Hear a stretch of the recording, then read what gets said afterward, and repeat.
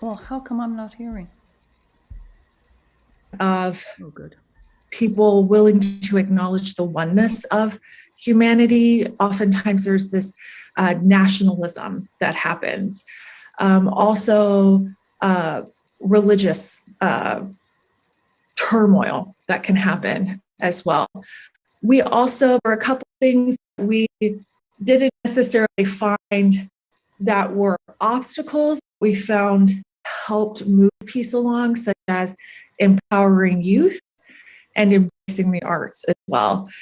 So we put together a framework of support that we decided these were areas that we really wanted to support as a foundation. And so this was the beginning of really sort of the seeds of the Wayfarer Foundation.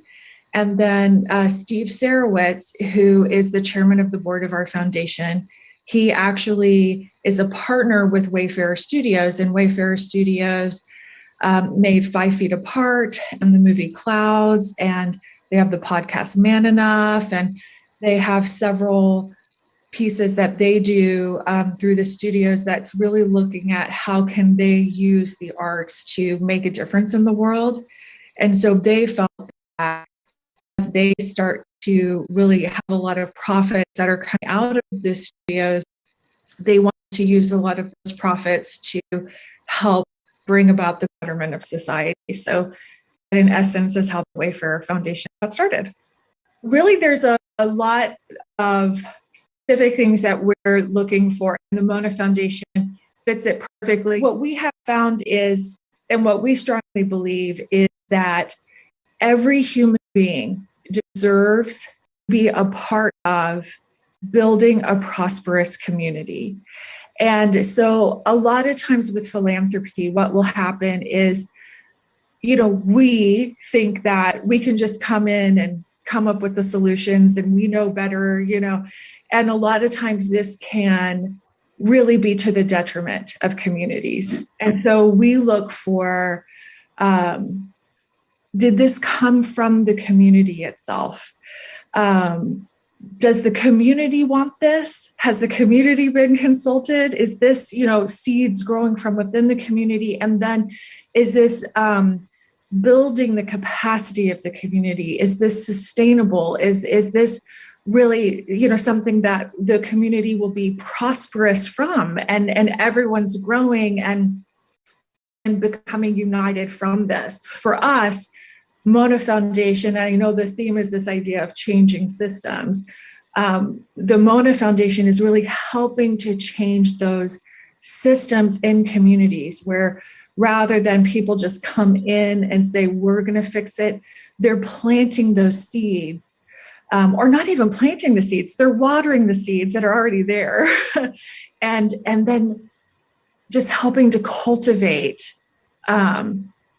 really helping to cultivate so that it can be prosperous on its own. And that's what we love. So we love the programs that are there, but then overall as an organization, Mona Foundation is such a great example of really doing the work as an organization to make sure that they are strong in terms of equity, training, really looking at, are we good examples for systems change? So they are a foundation that people look to in terms of how to do it right. So we're really proud to support the Mona Foundation.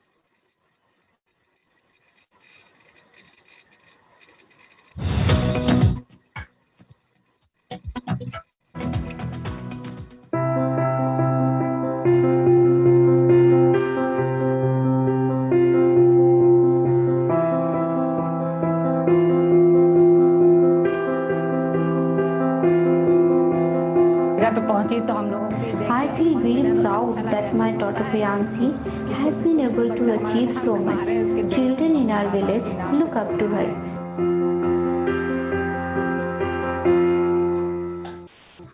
Priyanshi joined the Gyan Setu program as a part of the Vidyasthali Hub, which started in 2019.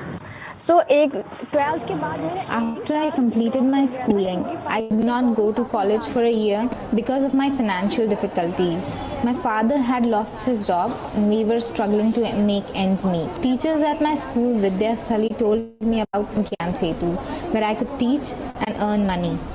At present, she has around 50 children with her, and in the past 2 years, 20 children from her center have transitioned to regular schools, which is a big achievement. I notice a huge change in my children now that they come to Gyan Setu. They learn much more than any other school. My children have learned a lot at Gyan Setu, and they have learned very good manners and have also, learned good health and hygiene practices. Gyan Setu had a great impact in my community also. Parents understand the importance of education. I get a steady income as a teacher, and now I am doing my bachelor's in computer application also. Along with the Gyan Setu primary program, she is also taking digital literacy classes. The Digital Sathi program started during the pandemic to address two major issues. Number one, the children who were out of schools because the schools had shut down had no connect with the education which was provided digitally. And secondly, many of the youth, because of the lockdown conditions, had lost their jobs. During the second wave, we started digital literacy program to educate girls in how to use computer and internet. I have also come here to learn computer skills. I am getting really good at it, and very soon I will also start working for a bank as a computer operator. Priyanshi दी ने मुझे laptop सिखाया है. Priyanshi Didi has taught me how to use the laptop. I have now completed the course and also got a job as a data entry operator. जब हमारे पास लड़कियां आती हैं तो बहुत डरती हैं. When the girls come to us initially, they're terrified to touch the laptop. Afraid that they will break it. But after 2 or 3 months, when they learn everything, I ask them how do they feel, and they tell me their hands used to tremble after seeing the laptop, but they are happy and confident now to use it. Thank you for helping us make this journey.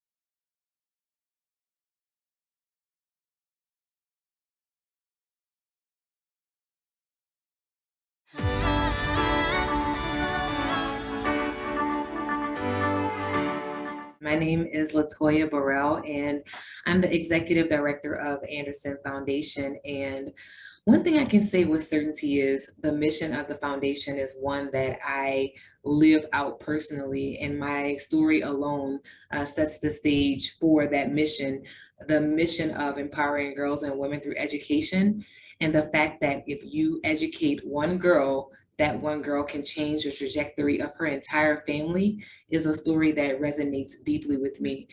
My educational background is I'm a lawyer by trade.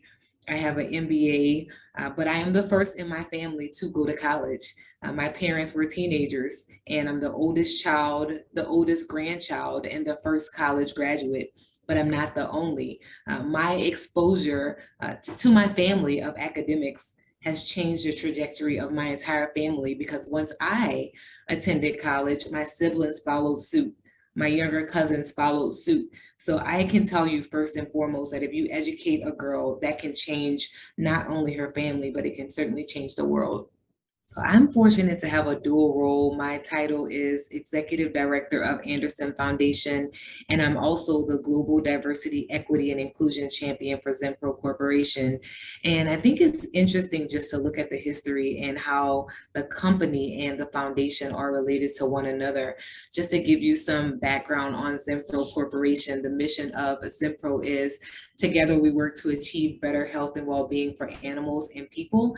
And we understand that that means holistically the well-being of animals and people. And the foundation was founded over 25 years ago by the founders of the company. And there's always been this insatiable desire to support philanthropy, to support charity. And it's just amazing to see that same spirit continue to be felt within Zenpro Corporation as well as Anderson Foundation. Here at the Anderson Foundation, we know that lifting up girls allows us to have the entire world be changed and we lift up the world. So we support organizations that pretty much have missions similar to that. We understand the fact and the impact that grassroots organizations can have in this change, because when you think about the opportunity to engage with women all across the world and the fact that our upbringings, our climates, our environments are all different, who understands better than the grassroots organizations? And they're the ones on the ground. They know the day-to-day, the ins and out. They know the obstacles and the opportunities, and we know that there's value in that. Anderson Foundation supports Mona Foundation for multiple reasons. Number one would be the impact. It's amazing to know that there's an organization that you can support that has a missional fit and one that's as important as empowering and uplifting girls and women, and see the seed that you plant be able to return tenfold because of the leadership and the stewardship of Mona Foundation. So we value the partnership because of the impact. We value the partnership because of the leadership, and we value the partnership because of the overall stewardship of the resources. We wholeheartedly believe that rising tides lift all boats, and we know that people need that to make a change, and we're just incredibly grateful for the continued partnership with Mona Foundation to continue to do that great work.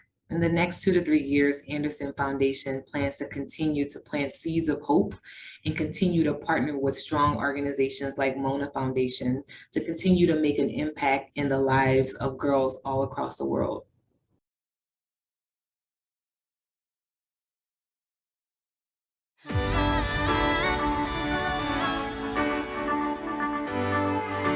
Hola, un placer. It's a pleasure to be with you. My name is Jessica Mizrachi. I was born in the suburbs in Panama City, province of Panama. I have a large family. My parents are very caring and hardworking. During my years in primary school, I went to 2 different schools. My parents had some economic problems, and my brother and I had to move from Americana school to a public school. I remember that my experience at this public school wasn't enjoyable at all. Even though my family was struggling just having enough money to keep going, we would still have a little more than those other students studying in this public school. I was being bullied at school. Kids would call me names saying that I was the rich girl, the girl who was able to eat breakfast. Because many of these kids didn't have the money to have breakfast or eat lunch. I noticed a huge difference when I started classes in body school. The kids, the teachers, and everyone in the school would show that they actually cared about me. I felt happy because I was able to feel like I was in a big family that wanted to support me and also cared about me. And I'm not just talking about the principal of the school, but also about my classmates and teachers in body school. The first day we went to body school was the day that we wanted to go check by ourselves and know a little more about the school. The first person who received us in a very affectionate way was Mama Loti, which is the nickname that the students gave to the principal of the school. While I was in school, she was always very caring and thoughtful and made all the students feel welcome.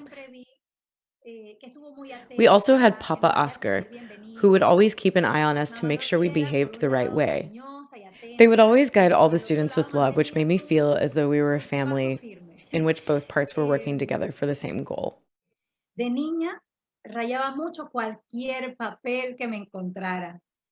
As a child, I would love to scribble on any kind of paper that I had available, and I also loved to create designs for my books and notebooks covers. I also learned a few handicrafts, and I had art books that I used in primary school. But up until then, I never had the chance to paint or draw anything but my own. When I first started in body school, I noticed that they presented arts a little more intense than what other schools would provide to their students, which could be compared and matched to the level of a professional art school. To be honest, at the beginning, I felt it was kind of hard to get through all the new content for each one of the art projects that we were assigned. The next year, I felt it was a little bit easier and I was able to do better, but I had some mixed feelings. Even though the teacher would tell me that I was doing a good job, I didn't feel that my work was that good. I felt it was not enough, and I thought the teacher would just say kind words about my paintings so that I wouldn't feel bad.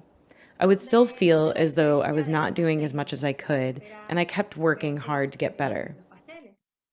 I noticed that I really enjoyed the experience of being able to be a tutor and teach the same techniques I learned last year.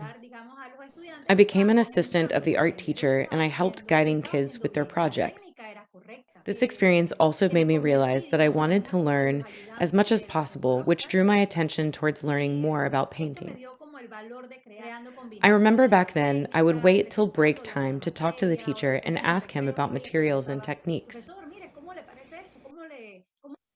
Bueno, de esta forma me di cuenta que mi malestar en los primeros años, la forma en cómo no me sentía también con mis cuadros, era solamente porque me estaba Once I started to volviendo learn muy more about painting, I had a few flashbacks, and I remembered back when I felt that my art was not good enough, and I noticed that, in fact, it was not because I was bad at all, but it was actually because I was becoming more of a perfectionist. My eyes would see something and check the details of it, but I didn't have the knowledge or the techniques to be able to portray what I was looking at. So I worked hard to improve myself and learn even more, which actually helped me to realize that art would always be a part of my life. Seeing the joy the students experienced while learning new skills inspired me to want to become an art teacher. I didn't help them paint their pictures. They were actually painting by themselves with the knowledge that I was tutoring and teaching. I'm so grateful to Body School to give me such an opportunity, which helped me to find what I really wanted to do. Siempre he sido una persona muy activa, muy dinámica. Siempre había estado con 2 o 3 actividades. While I was at school, I used to have 3 or more activities at the same time. I used to be very active and dynamic. When I was working on art projects, there were times that I had an image in my head that I wanted to paint, but some other times I felt I wanted to create, but I couldn't just get it out. I needed something to help me get this feeling out of me, to help me channel what I had inside of myself. I remember back then my classmates and I were trying to come up with something to paint for our art project, but we couldn't come up with anything.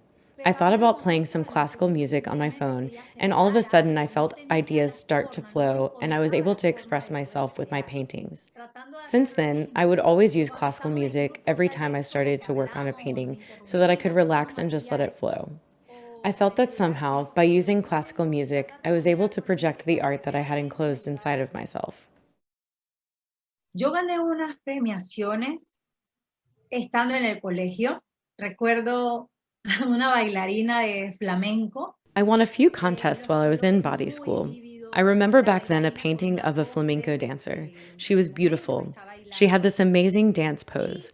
She had a flower on her hair, and her fan and shoes were red.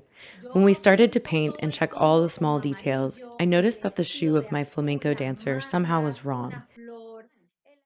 I remember that I went directly to the teacher and said, "Teacher, I think there is something wrong with my dancer's shoe." And the teacher, Oscar, said, "Yes, indeed, the shoe needs some correction, and you can proceed to fix it." I tried to fix it, and once I finished, I took a few steps away from the paint to double check, and I noticed that it was still wrong. I tried several times, making corrections again and again, but still no use. The shoe would still have a mistake that I couldn't correct. I even worked the dancer's foot and her leg for about 1 week. I discovered what the main problem was. I actually took the dancer's pose out of different sections taken from different images that I used as a reference and saw that the dancer's pose felt unnatural. So I asked my classmates to serve as a model, and I told them to try to replicate this flamenco dancer's posture in order to find where to fix details. I asked my teacher, Oscar, 1,000 times to help me check my painting until I was able to completely fix the dancer's leg, foot, and shoe the way it was supposed to be. That same year, Body School had an art gallery set in University of Panama. The architecture students from this university, alongside the Body School students, were having this art expo. All the painters in this expo were also participating in an art contest, and my painting won the first prize. The award was labeled as Quality and Best Details, and it made me so happy that my effort and dedication was recognized by the judges and everyone who attended this art expo. Otra premiación que fue muy importante, bueno, todas las premiaciones son importantes, ¿verdad? Pero There's one award that I consider to be very important, the Panama Young Artist Award 2005, which was given by the National Institute of Art and Culture from Panama. I received this award because I was the youngest artist to fulfill an art gallery exhibition with 42 of my paintings, and it was held in a renowned library named Excedra Books. During these years, another girl received the same award, but she was older than me, and she had less paintings being shown in her art exhibition. So up until now, I still hold the title as the youngest artist in Panama. Another very important award that I received back then was the Roberto Lewis Special Edition celebrating 100 years of the Panama Canal in 2014. I won a contest with my painting being named as the official painting of the Panama Canal, and it was considered as historical heritage, representing the history of Panama Canal, which is still being shown in the Panama Canal Administration Building, and sometimes they exhibit it in the National Institute of Art and Culture from Panama. The same year, 2014, the National Environmental Authority started an art contest, and its topic was deforestation. I also won this contest, and I was selected to fly to San Salvador to represent Panama in this special modern environmental movement activity, in which they had several topics including deforestation and the environment. I went there to represent Panama, and my painting was sent to San Salvador's museum, and it is still there now. Una vez salí del colegio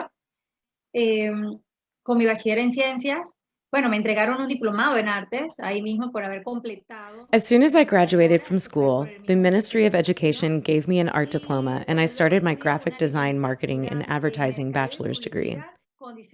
I chose this degree because even though it's not directly linked with fine arts, it was still very related to it. Afterwards, I took my education specialist degree and master's degree in professional higher education. I also got 2 different certifications, art therapy certification and positive thinking. Currently, I'm pursuing a Bachelor of Arts degree, which unfortunately has been difficult due to the pandemic. A mí me complace mucho el hecho de ver las sonrisas de las personas. I have to admit that studying in the university and teaching at the same time is very hard, but I feel that the reward of joy that I get from my students learning little by little and their parents showing how happy they are to see their kids' improvement is something that fills my heart. I still provide summer classes in Body School, except now the classes are online. I was able to continue teaching in Chiriquí, Santiago, and also the Nabe Bugli region to teach about mixing colors, painting, and also brainstorming how to use art so that they can earn money for their community. I helped start a House of Art and Culture in Saloy, where students can learn more about arts and how to use the materials that they can find around them in nature, how to combine colors to use this knowledge when creating their traditional clothes. I also taught at schools for children with special needs. I felt so much happiness to see these kids smiling, learning, and having a great time with art. All these experiences provide satisfaction, especially when I can feel that I was able to make a difference and change people's lives for the better. I think that there is no way someone can start this artistic project if you don't have it in your heart. Bueno, yo creo que me gustaría poder decirles lo que estoy planeando hacer, lo que estoy queriendo realizar. In the near future, I'm planning to get a place to develop APG, Art Paint Gallery. A place where people can go to feel comfortable. A place where they can go to express themselves and let their creativity flow. The same way I do. And provide them with the right tools so that they can learn and grow their love for art. I want them to always look forward and never look back, and show them how much they can improve their lives with a life-changing experience. I want to replicate the same experience I had in the Nabe Bugli region and get this idea to other regions here in Panama or even internationally if possible. Thank you for this wonderful opportunity to share my experience with you and to also express myself. Muchas gracias.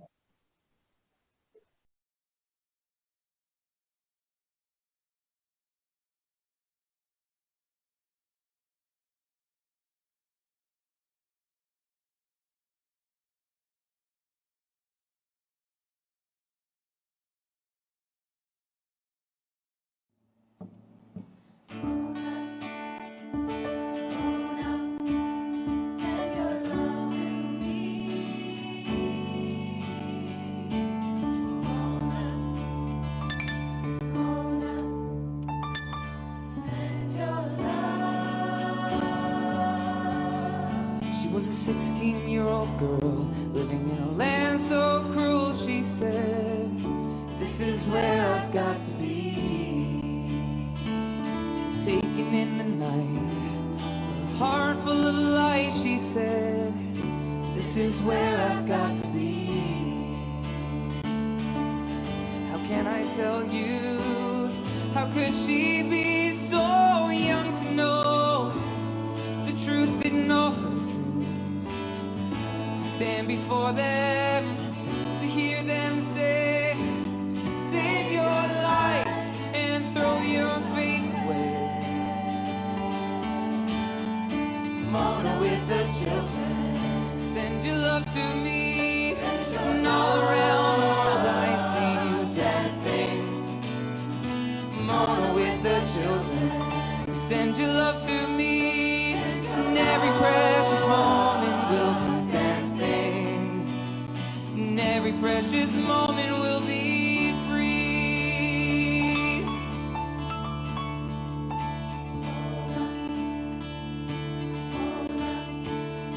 I can see her in my heart.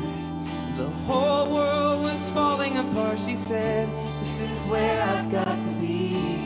A captive in the light, love that burns so bright. She said, this is where I've got to be. When they told her, what could she say? She said, you can't break my heart, you can't throw my faith away. And when they told her the prices that she pays, she said, take my life, take it all away, and all away. Mona with the children, send your love to me, and all around the world I see you dancing. Mona with the children, send your love to me, every precious moment will be dancing, and every precious moment will be free.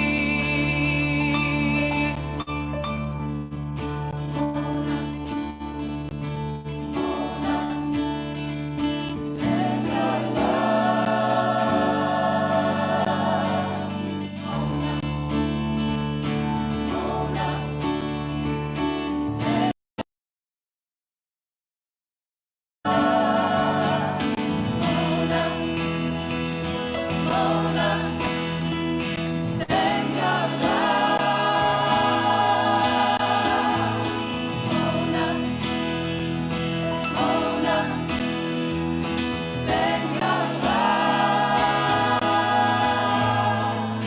Mona with the children, all around the world our souls will dancing. Mona with the children, you gave your life, and all around the world we'll go dancing, and all around the world we'll be free. Whoa, Mona with the children, send your love to me, all around the world we'll go dancing. Mona with the children, you gave your life, all around the world we'll go dancing, all around the world we'll be free. Whoa, Mona.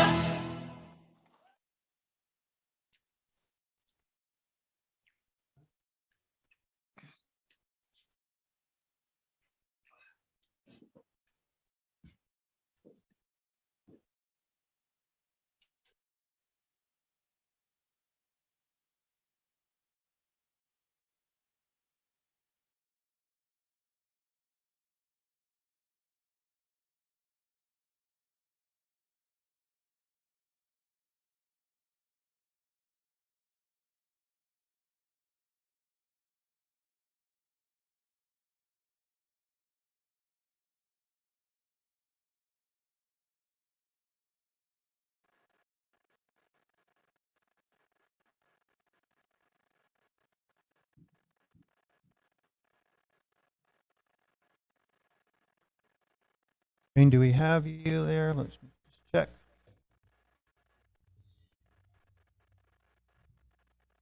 There you go. Hello, Rainn. Thank you, Boyd. Hello. This is so here. This is not my home. I'm on the road right now. I'm in an undisclosed location. Please don't reveal said location. Very nice to see you all. Welcome, everyone. Thank you so much.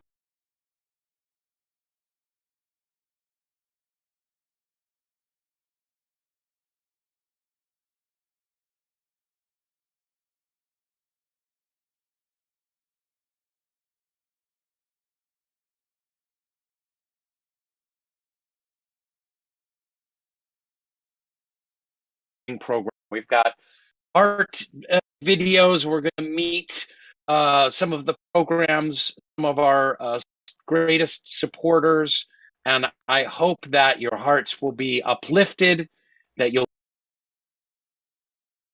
will raise a little money along the way. You know, Zoom things are always a little bit crazy, so be patient with us, bear with us.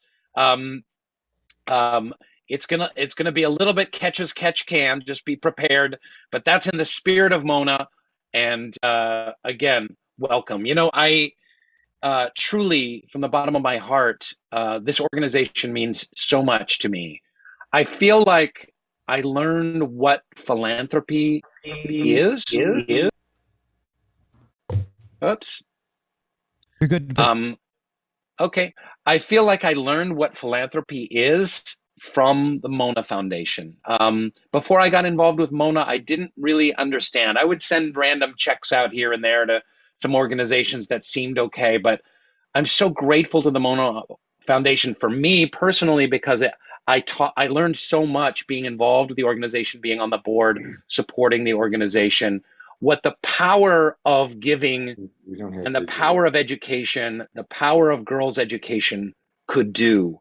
And so thank you, Mona. I mean, it's, for those of you who are unfamiliar, the Mona Foundation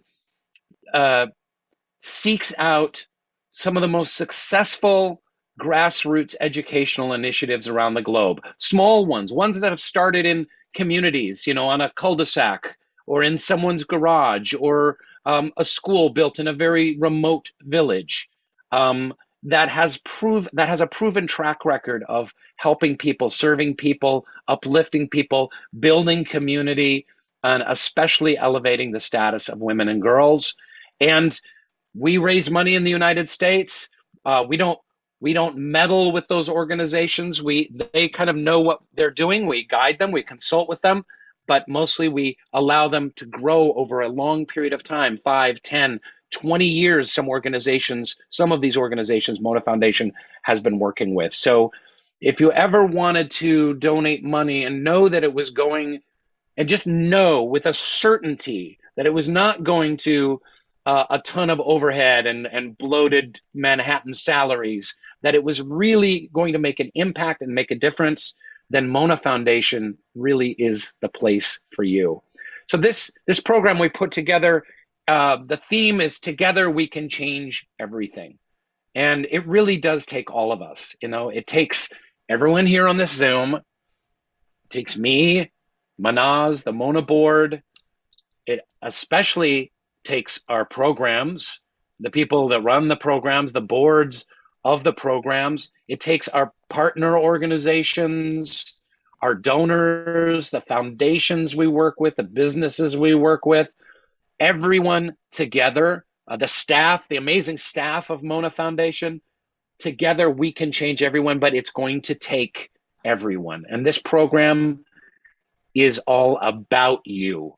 So we can't thank you enough for joining. I know you're really busy. It's a year and a half of Zooms. It's like, oh my God, do I have to go on another Zoom and I have to click in, and do I have to enter the password, and am I on mute?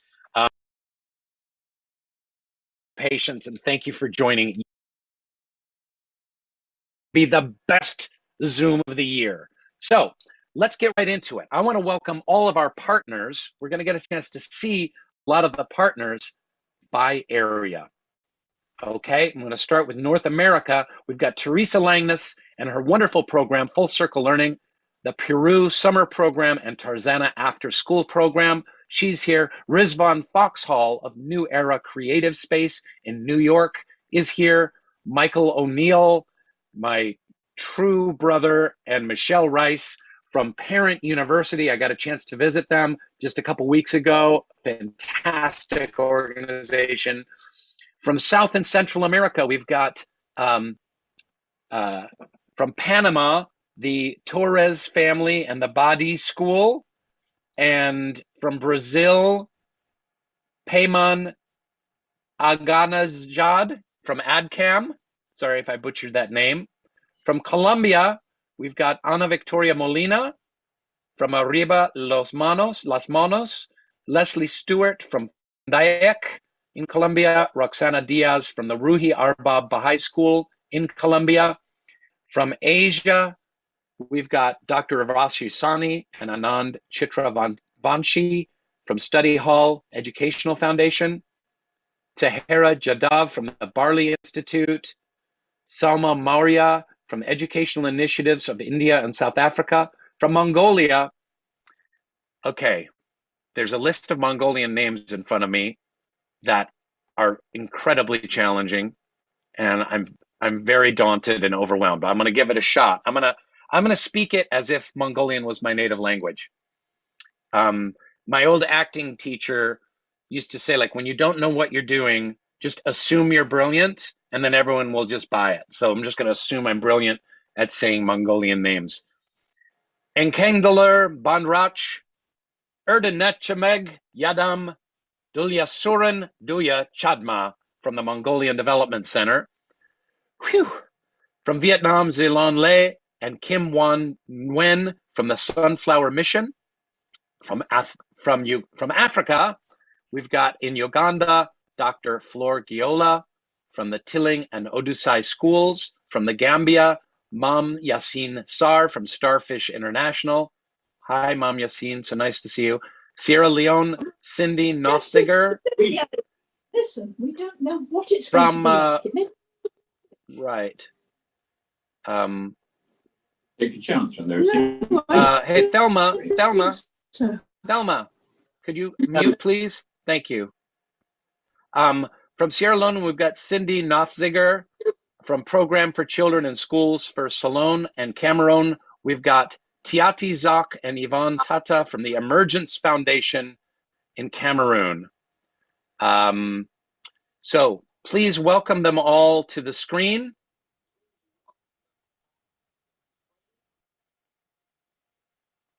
Are we able to see them? All right, I think that's it. You saw.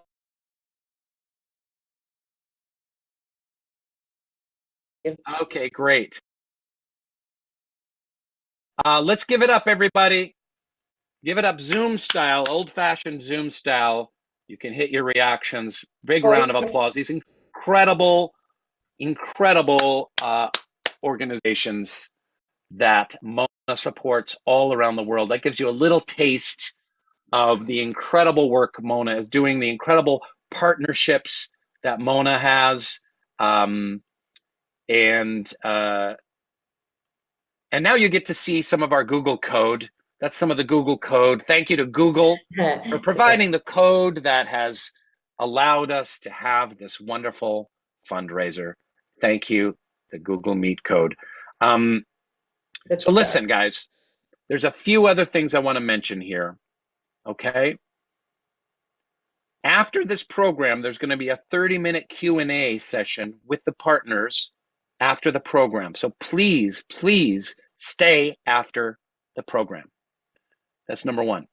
Number two, we have an incredible auction that is coming up. We have, if you get the HandBid app, there's an app you can download called HandBid, like hand bid. Download the HandBid app now, which will allow you to bid. There's going to be other ways to bid, but that's a principal way of bidding. Please start downloading that app now so that you can use it when we hit our auction. We've got all kinds of stuff. Cotopaxi outdoor gear has been an incredible supporter of Mona Foundation. We'll get more into that. They donated wonderful outdoor gear, backpacks, you name it. This is all for sale. All proceeds benefit Mona. There's travel packages, memorabilia, and on our live auction that we're doing in a few minutes, there's going to be a Land Rover, yes, a Land Rover, and a virtual dinner with me and other members of the Office cast. So if you and your family are fans of the television show The Office, what a fun dinner that will be. We'll sit on a Zoom and we'll laugh, and you can ask questions, and we can joke around and virtually high-five each other and talk about our favorite episodes and giggle like schoolgirls. It's going to be delightful, and I hope you'll consider bidding on that Office dinner. So scan the auction QR code or click on the link in the chat window to register and start bidding.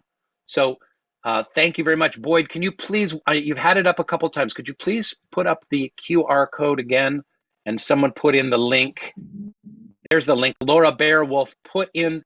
So just aim your cameras at those QR codes on your phone, and it'll open up. And if anyone is with a senior citizen and needs to explain how smartphones work to their senior citizen friends and relatives, please feel free to explain the miracles of the modern day smartphone and what QR codes are. They're a lot of fun. Laura Bearwolf has put in a link, and you can go online and do that. That's the old-fashioned way. That's like the 2006 way to bid.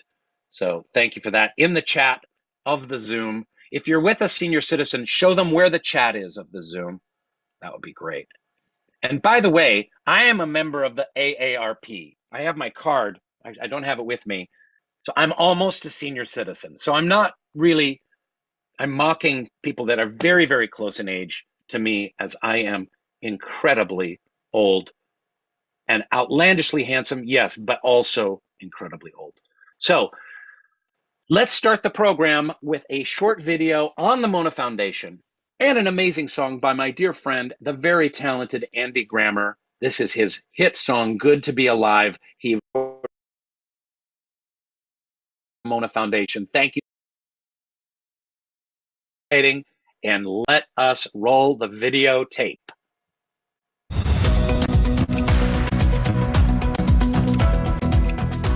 I'm Annie Agel. I'm the Senior Director of Impact and Sustainability at Cotopaxi, which is a benefit corporation outdoor gear brand with mission and values tied to its business model. We're so proud to support Mona and just have you as part of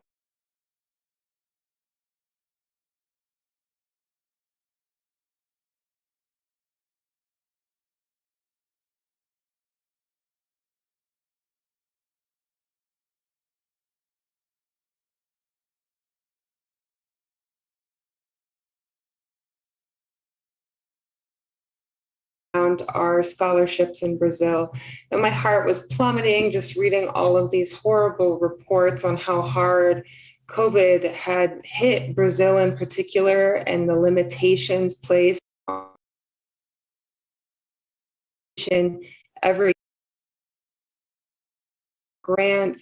With the expert assistance of Mona and its team and its partners, had really allowed children to make the transition to online education, which we know now must be treated like a universal basic right following COVID. That just made me feel such a relief knowing that we were doing something to help this disaster area in this crisis period. And we could not be more proud to be moving forward and expanding those options to more students.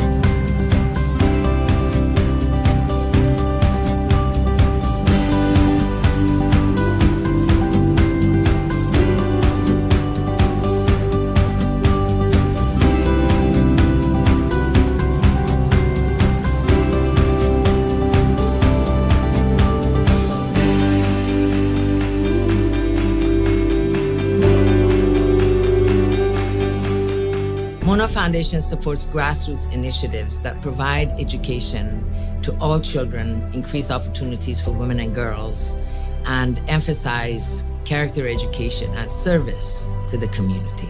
No matter what it is that you want to combat, racism, the environment, economics, healthcare, education is usually at the root of that. So Mona Foundation supports education all around the world. Mona believes that the key to alleviating poverty and transforming communities lies in universal education and gender equality, which all sounds well and good, but it's really Mona's approach that makes all the difference. And really what excites me and why I'm involved. What Mona does is it identifies these really remarkable grassroots initiatives, schools all over the world in sometimes really difficult places.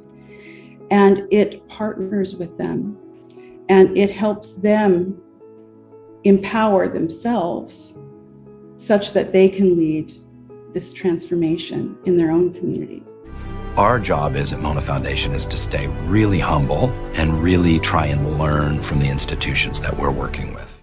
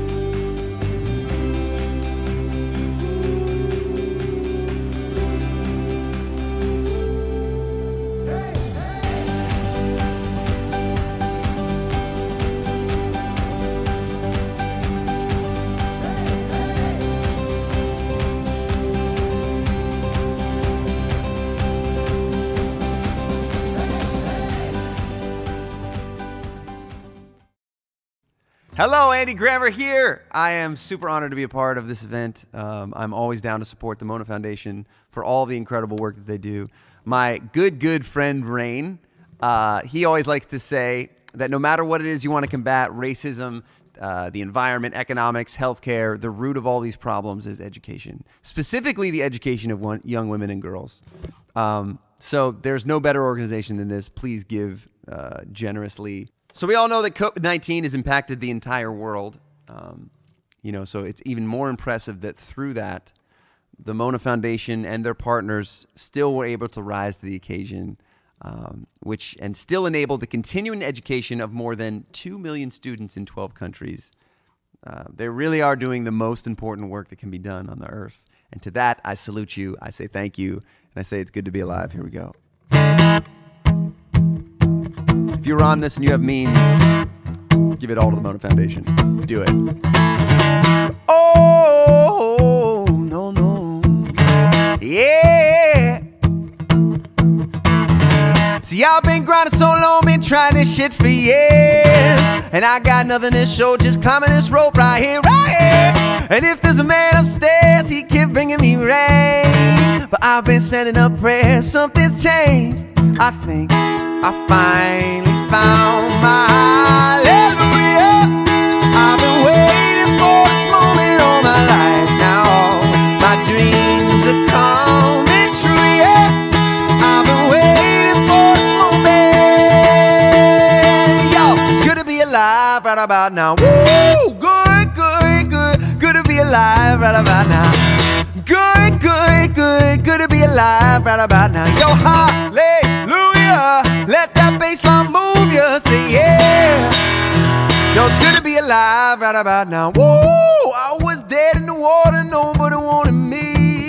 Yeah, I was old news, I went cold as cold could be, so cold. But I kept throwing on cold, trying to make that fire burn. Sometimes you gotta get scars to get what you deserve. I kept moving on, and now I'm moving up. Man, I'm feeling blessed with all this love. I think I finally found my hallelujah. I've been waiting for this moment all my life now. My dreams are coming true, yeah. I've been waiting for this moment. Yo, it's good to be alive right about now. Woo! Good, good, good. Good to be alive right about now.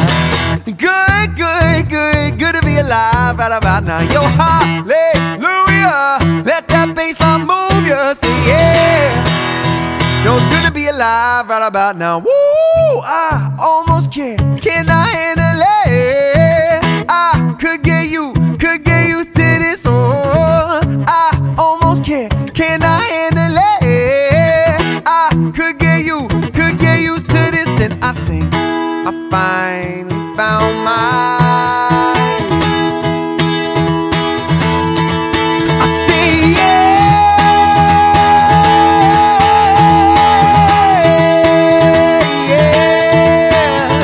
Woo! Yo, it's good to be alive right about now. Woo! Good, good, good. Good to be alive right about now. Good, good, good. Good to be alive right about now. Yo, hallelujah. Let that bass line move you. Say yeah. It's good to be alive right about now. Woo-hoo! Mona, I love you. Thank you for having me. You're my favorite.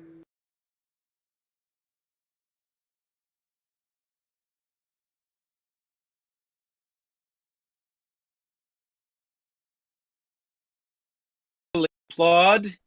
You can click reactions in the corner or actually applaud. Beautiful. What a lovely series of videos, inspiring song, just fantastic. And Roz and Dave Grammer are here. Hi, thanks so much for joining us. Folks, there's another way to donate that was in the chat. You can text the word Mona to 91999. I know that's a lot of nines. Text Mona. That's another way that you can give. So let's talk about our other partners without whom we could not exist. We have some incredibly generous giving partners, funding partners that are donors, they're foundations, they're businesses that have partnered up with Mona, and we want to honor them and thank them and bring them forward. First and foremost, the incredibly generous Anderson Foundation, Mike and Deb Anderson. I think I saw Deb out there in the gallery. You guys are so generous. Your foundation is incredible, the work that it does. so giving. Also, Latoya Jones Burrell is the executive director. Human being, so great to work with. Thank you so much, Latoya and the Anderson Foundation for supporting Mona. We've got the Wayfarer Foundation is out there, founded by Steve Sarowitz and the executive director, Laura Harris. Thank you so much for your generosity, everything that Wayfarer Foundation does. It's a great vision as both a production studio, media company, and foundation linked. We've got the DePaul Foundation, Libby Cornett. Thank you, Libby. Thank you, DePaul Foundation. Your Simona Foundation, Robert and Jaleh Brunst, and the Ranche Santa Fe Foundation. Thank you so much. I saw you guys out there. Thank you so much for your giving. Trilogy International and Brad Horowitz. Hi, Brad. How are you? What a generous guy. Anytime Mona says, Brad, we need help with this, we've got a fundraiser, we've got him and Trilogy International step up. Really so grateful to you, Brad and Trilogy. Al Monjazeb, a dear friend of Mona Foundation. He's the one who donated a Land Rover. He's like, hey, how about, do you want a Land Rover? We're like, okay, sure, we'll take a Land Rover. He's the owner of Jaguar of Bellevue and Seattle. If you're gonna buy a Jaguar or a Land Rover or anything, you know, even like a cup holder, go over to Jaguar of Bellevue in Seattle. Say hi to Al Monjazeb. So generous throughout the years, always giving to Mona. Thank you so much. And our new partner, we really want to highlight Cotopaxi. What a great model. We saw the little video of Annie Agel speaking earlier. That little video really summed up their incredible business model. Amazing products. They partner with nonprofits. And they've chosen Mona as one of the nonprofits they support. And they've increased their grant to Mona. They just called and were like, oh, by the way, we're going to double our grant to you for 2022 to $40,000 and more to come over the next several years.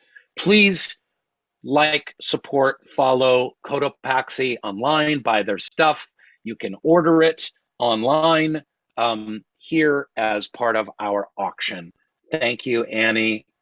Look forward to meeting you one of these days. And we thank all the other businesses that support us. There's so many. Can we see the slide of all the other businesses? There it is. There we go. Very good. And of course, another new partnership. And I want to introduce a new friend, Slalom International. It's based in Seattle. It's a business consulting that does mergers with the systematizing of new data points and entry in terms of investment speculation and you know, in terms of the frequency of the downloads and when properties align with kind of investment strategies in the corporate governance. I have no idea what they do. Honestly, I have no idea what they do. But Brad Jackson is here from Slalom, and Brad, you're live. Nice to see you. Nice to meet you, Brad. Nice to see you. I loved your description, and I am here today in Seattle, your hometown. I liked your introduction on making this the best Zoom meeting we've had in 18 months, and I love the story of the personal impact that Mona's had on your life. Some of my friends in Seattle I'm going to step up here. Can read it. Oh, fantastic. So I would say we're off to a fantastic start with you as the host, the song from Andy, the recognition of all the partners and donors. This is awesome. Well, thank you for your donation to Mona, which is great, but also the pro bono technical consulting services that you guys have provided Mona over the last several months so we can do our work more efficiently and effectively. So thank you, Brad. Nice to meet you. I understand you're a hometown guy as well. Let's hear it for the great city of Seattle. Thank you. We miss you. Come back soon.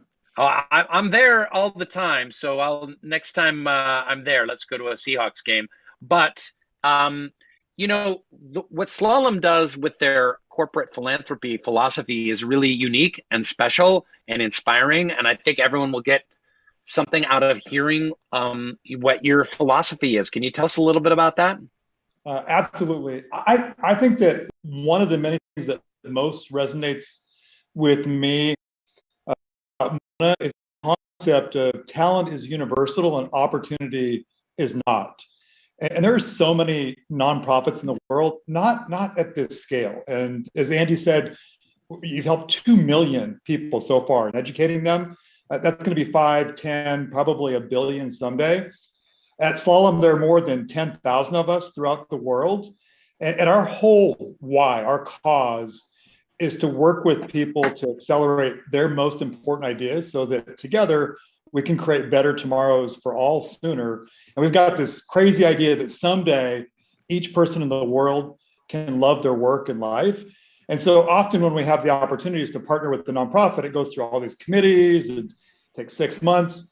When we had this opportunity with Manaz and team, it was an instant yes. And the other thing I would tell you is our team wants to help more. Anything has such an amplification effect in the world. We're anxious to do that, and it goes to our very core. Wow, that's great. I love when businesses interweave a philosophy of giving and generosity and giving back into their very fiber of belonging. And this is the kind of new kind of capitalism that, you know, we need to head toward, where businesses are about, yes, they're about making money, they're about employing people, they're about providing services. They're also about making the world a better place. And how do those go hand in hand? And with you guys and Cotopaxi and so many of our other business partners, it's really inspiring, and we're just super duper grateful. Thank you, Rainn. Thank you all. And I really appreciate the opportunity to talk to all of you today. All right, Brad, that's enough. Now listen, you're going to pony up because there's an auction item. I understand you got some family members that are big Office fans. There's an auction item, dinner with Rainn and other cast members of The Office, virtually eating and sipping together. Perhaps you want to step up and put your money where your mouth is, big guy. I will. I have most of my family members are fans. I did tell my family I was going to be here with you today. And my 12-year-old daughter said, well, which one was he on The Office? And I told her, and she said, wasn't he the mean one? And then I said, well, but in real life, he's not like that. And so, but I am going to bid. Would you consider changing it to in person if we bid enough? What would that take for those of us in Seattle? You mean I would fly to Seattle? You said you're here a lot already. Sure, we'll make it work. Okay. Talk to me. Okay. Call me, baby. All right. Brad, thanks so much. Really appreciate it. Thank you, and I'll be bidding. Oh, wonderful. Thank you for your curiosity.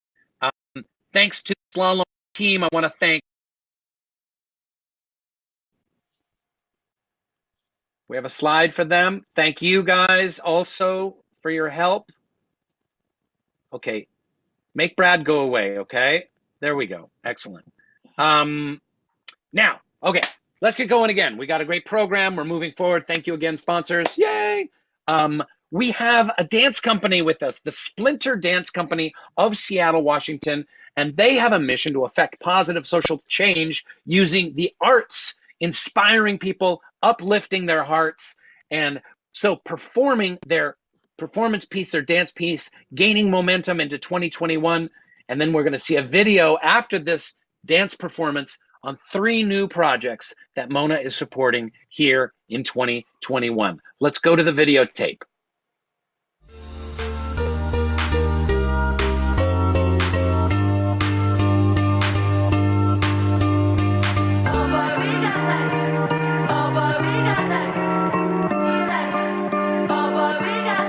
Something sweet and it's not slamming my body. It's just a beat or something getting me higher. I got grapes and trees, now I'm up in my zone. Cause this is what I came for. Yeah, I got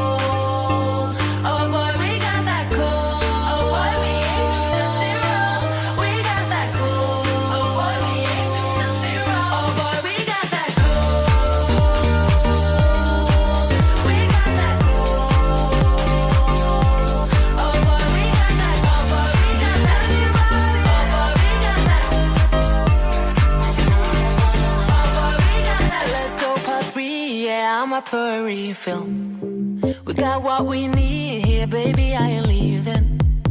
Let's have some fun while we're looking for meaning. Cause this is what I came for. Yeah, I got what I came for. Do you feel it in your body when I say your name? I can give it all you want it, drive you insane. Cause I feel it in my body, down through my legs. You can give it all you want it. Oh, but we got that. When I do it, love ya, that's not why we got it. We just wanna feel the rush. When I go, we know it looks like we just started. Keep on giving me all you got. When I do it, love you, that's not why we got it. We just wanna feel the rush. When I go, we know it looks like we just started. Keep on giving me all you got. Oh, boy, we got that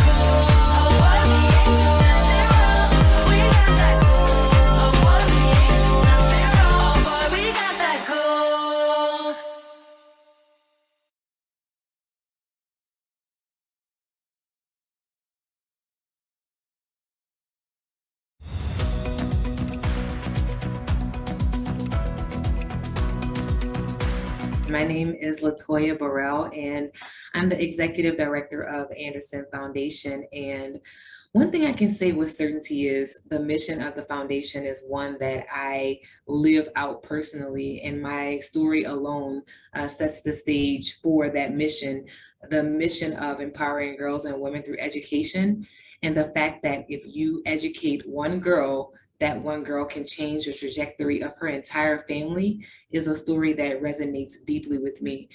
My educational background is I'm a lawyer by trade.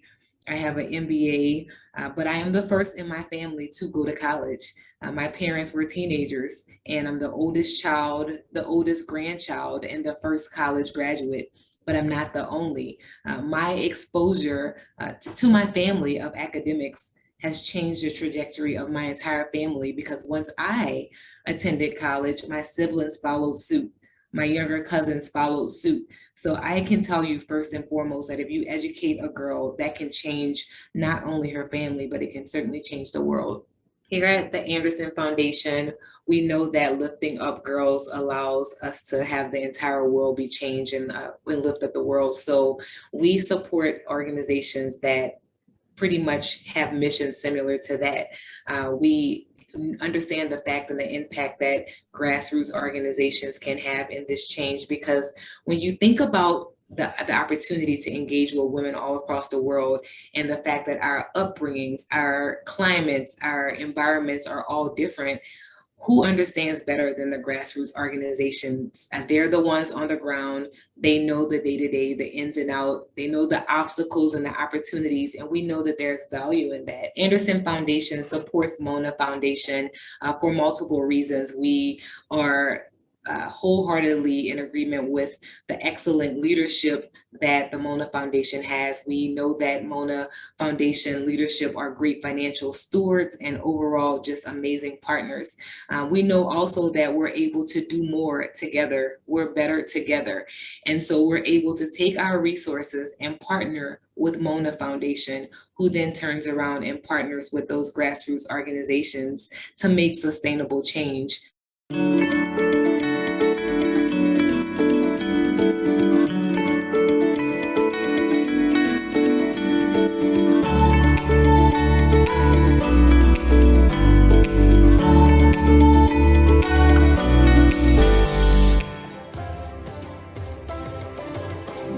In Norte de Cauca, access to education has been a big challenge, owing to the economic situation and the obstacles people have to access it. They would have to move away because there wasn't a base from which to access education. The Supporting Community Leaders program arose from the desire to respond to the need for education as a key element for the socio-economic development of our people. Thanks to the program, a great number of these youth can go to university for a technical, technological, or professional program.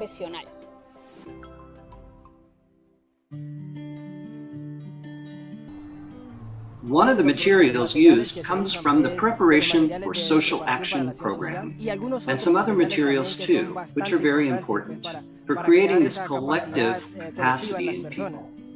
These materials were primarily developed through the efforts of a Baha'i-inspired organization called Fundayak, also known as the Foundation for the Application and Teaching of the Sciences, that was established many years ago with the aim of addressing educational needs in the Norte de Cauca region. The program seeks to develop in youth the capacity to continuously read the reality of their region in order to identify the challenges that exist and to contribute to the solution according to their talents and capacities. The education students receive in universities is only part of what we call education. Another one of the components is service. It is for this reason that each one of the participants of the program is encouraged to undertake a specific service activity. Thanks to the Supporting Community Leaders program, a whole movement has been generated in Norte del Cauca, in which youth are working with a lot of enthusiasm to generate the change needed in the region. And naturally, that change is also reflected in their own lives.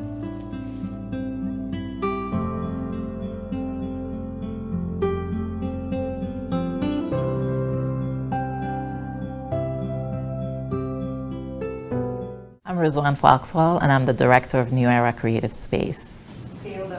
We are an educational center in Peekskill, New York, and we offer year-long programming for children and youth.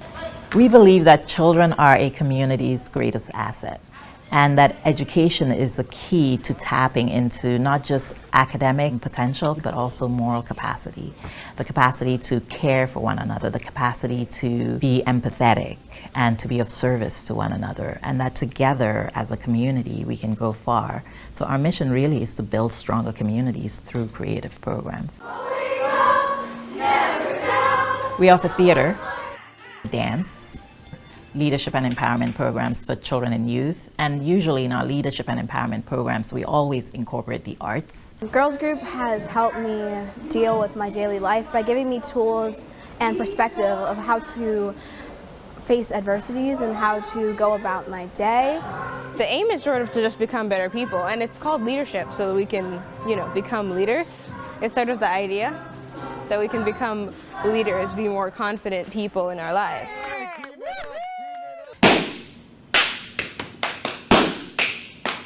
Because of everything that's going on in the world right now with social justice, with racism, the youth wanted to create a dance that kind of spoke to how they were feeling. This concept of thinking globally but acting locally is really important, because I think if we focus on the local children and each individual child that comes into our space and we treat them with nobility and we treat them with dignity, then we've made a difference to that one child. And then that child hopefully will make a difference in someone else's life. And then we can start this pattern of supporting each other. CTC has always been about respect and the golden rule. So when I get out in the world, it's not just about acting, it's about how can I be a better human being to somebody else. We want to create and empower the next generation of visionary thinkers. We want kids to see themselves as leaders, as agents of positive change in the world.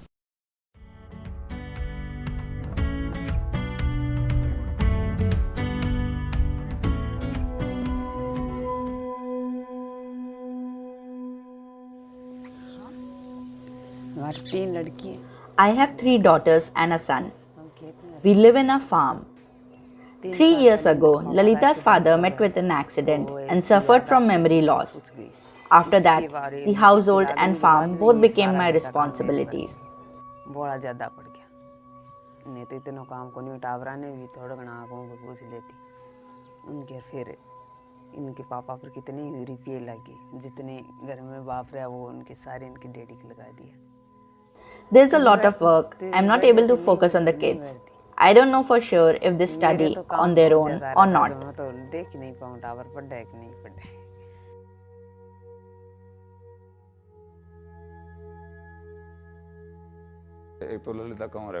Lalita Kumar lives in a nearby village. Even after many attempts, she was unable to read her textbook. Students often face difficulty in using vowel signs, making words, and pronouncing them clearly. Children who are unable to use consonants and vowel signs to make words find it difficult to learn how to read and write. If we are not able to teach the basic subjects of math, Hindi, and English in grades 1 to 5, students will definitely find it difficult to cope in higher grades of 6 to 9. Lalita didn't show interest in studies earlier. Her interest has grown after reading many stories and learning new words. The stories that appear with text on screen have helped her improve her reading and writing skills. Whether the teacher is in the classroom or not, if there are concepts or questions Lalita doesn't understand, she makes it a point to write it down and seek the solution from her teachers. Her learning level has increased because of this. Mindspark works as per the learning level of the students. Not only is it good for the future of the children, but it also assists the teachers.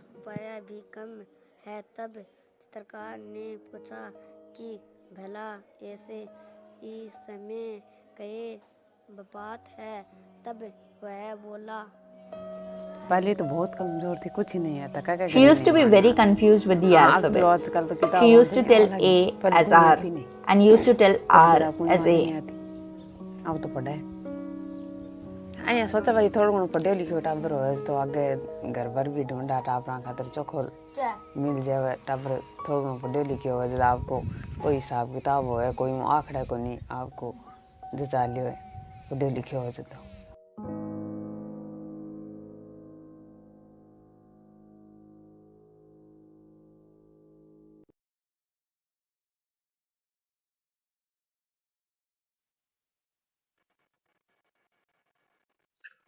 Wonderful. 3 incredible new programs. Mona is adding programs every year. We've been growing year in, year out, getting more and more support, and it's such a beautiful way to give to the world. Thank you, everyone. Okay, this should be fun. Hey, let's go to the auction, okay? So let's put up the link, please, to the Land Rover. And Al Monjazeb, thank you so much for donating it. 2022 Land Rover Defender 90S. It's a rugged vehicle. I feel like a talk show host. No, a game show host. All-wheel drive, 5-passenger Defender has unparalleled off-road ability. With 296 horsepower, 14 turbocharged Ingenium engine. That's not a thing. They just made that up. What is Ingenium? They're like at the boardroom. They're like, we need a fancy name for our. Feels like Star Trek. 3-door SUV, sleek black exterior and rich ebony interior, sliding panoramic sunroof, an 11-inch infotainment touchscreen, air quality sensor, cabin air ionization, fabulous. So this is what we're going to do, guys. For everyone who wants to bid the Land Rover, we're already up to 70,000 online, I believe. Everyone interested in the Land Rover, can you raise your hands? If anyone else wants to bid, you can raise your hand virtually like this, or you can just wave and bring you onto the. Oh, it's the Andersons. Hey-oh. You guys could use a new Land Rover, I'll bet. Take your kids around to hockey practice. Fabulous. Anyone else want to bid on said Land Rover? We would love to have you. Just raise your hand so we can find you guys. Raise your hand so we can find you.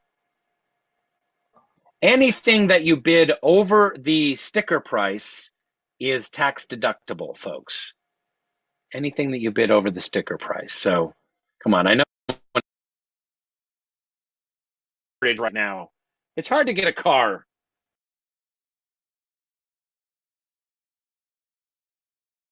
Great organization. So it looks like Anderson's. Hi, Anderson's. Yes. We had another bidder, but they can't beat Anderson. So the Andersons so far have the highest bid, and they've met the reserve. So unless someone else just walks in, there you are, Debbie and Mike. You've got it. And is that your bid, Debbie and Mike, at 70,000? That is. Okay. Wonderful. Well, congratulations, Andersons. You are the owners of a brand new Land Rover, and I'm going to personally drive it from Seattle to Minnesota and hand you the keys. Naked. That's a bonus. So thanks, guys. That's so great. That Land Rover would be an amazing Christmas gift to LaToya. I'm just saying. I mean, you don't have to. It's just an idea. Just throwing it out there. Thank you, guys. Always so generous. Love you so much. Thank you so much on behalf of Mona. Thank you, Almon Jazeb and Jaguar of Seattle, Tacoma, Bellevue, whatever. I don't know what the suburbs. I can't keep track of them all. Thank you so much. Now let's move on. Love those Andersons. They're getting better looking as they age. I don't know what's up with that. Next one is the link for the virtual dinner with Rainn and my mates from the office, my chums, couple chums from my office will be joining. We'll be having a virtual dinner over Zoom together. We'll be talking about the wonderful show, The Office. What is our favorite episode? You can bring, I don't know, bring 10, 20 people, your relatives, and be like, look, we're going to hang out with minor television celebrities. It's going to be so much fun. Right now, what do we got? $6,000 bid so far. So if anyone who is interested, raise your hands, please. If you're interested in bidding on the virtual dinner with me and other castmates from the office, we're going to spotlight the bidders. So raise your hands, wave them on your screen, everyone. We've got Brad. Thank you, Brad, for stepping up. Someone else?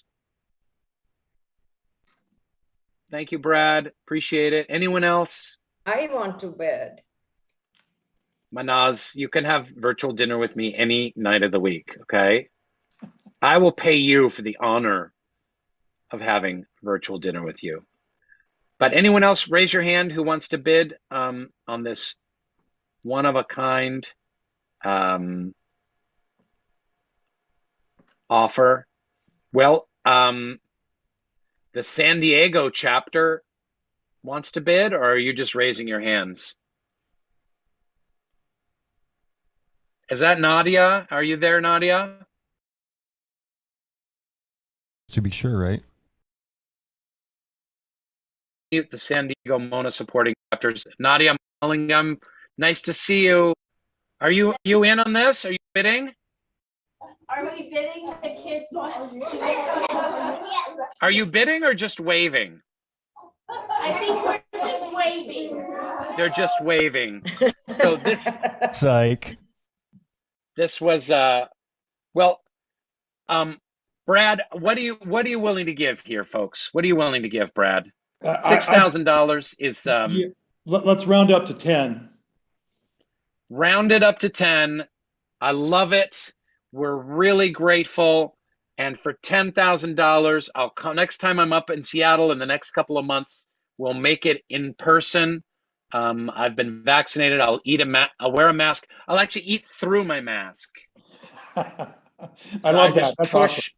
I just push the food through my mask. But That'll be great, Brad. That sounds like a lot of fun. What part of Seattle do you live in? On Capitol Hill. I've heard of it. Okay. Wonderful. Brad, thank you for your generosity. I Thank really you, appreciate Brad. it. Look Thank you forward to very meeting you and your much for family. everything you're doing Thank for you. Mona. Thank you very much for your generosity. Thank you for being here. What a generous roundup there, rounding it up to 10 grand. I always love to hear that. That's fabulous. Great. So lots of other stuff to bid on here, folks.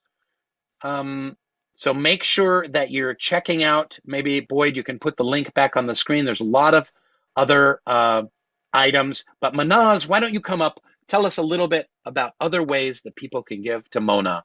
Boyd, please bring Manaz up.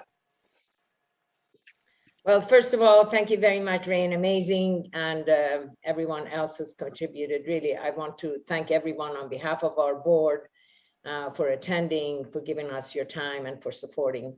I think personally, I owe everything I have and have done to the education that my parents provided me at great sacrifice. And I think that this sentiment is shared by many on this call. So it's wonderful for me at least, to be able to support and provide the same opportunity to someone else who is probably not as fortunate as I am. There are many ways to support, dear friends. Do you know that only $5 a month provides a scholarship to a student in Vietnam? $7 a month sends a kid to school in one of our one-room schools in rural India. $11 provides a scholarship to someone in Colombia. You can actually build a school for $3,000 in one of the urban slums in India, or build a classroom for $10K. Whatever you can give, whatever you can do, educating someone else is a gift we give to ourselves and to others. So thank you very much for your support. The link is there. You can text Mona to 91999 or just give monafoundation.org, donate gala. I think our wonderful staff is putting all the links in the chat. Thank you again for your support, and really, really grateful. Back to you, Rainn.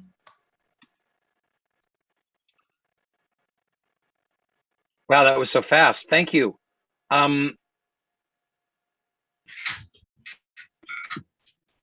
Okay, we're going to go to our next video. Let's see an example of how Mona partners managed to get by and to succeed, even thrive with COVID-19 happening. Let's roll the tape.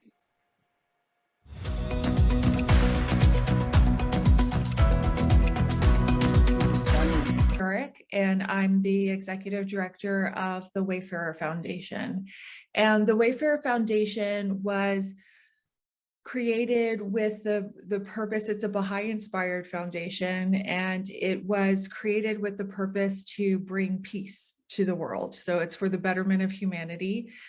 Really, there's a lot of specific things that we're looking for, and the Mona Foundation fits it perfectly. What we have found is, and what we strongly believe, is that every human being deserves to be a part of building a prosperous community. And so we look for, is this building the capacity of the community? Is this sustainable? Mona Foundation is such a great example of really doing the work as an organization to make sure that they are strong in terms of equity, training, really looking at, are we good examples for systems change? So they are a foundation that people look to in terms of how to do it right. So we're really proud to support the Mona Foundation.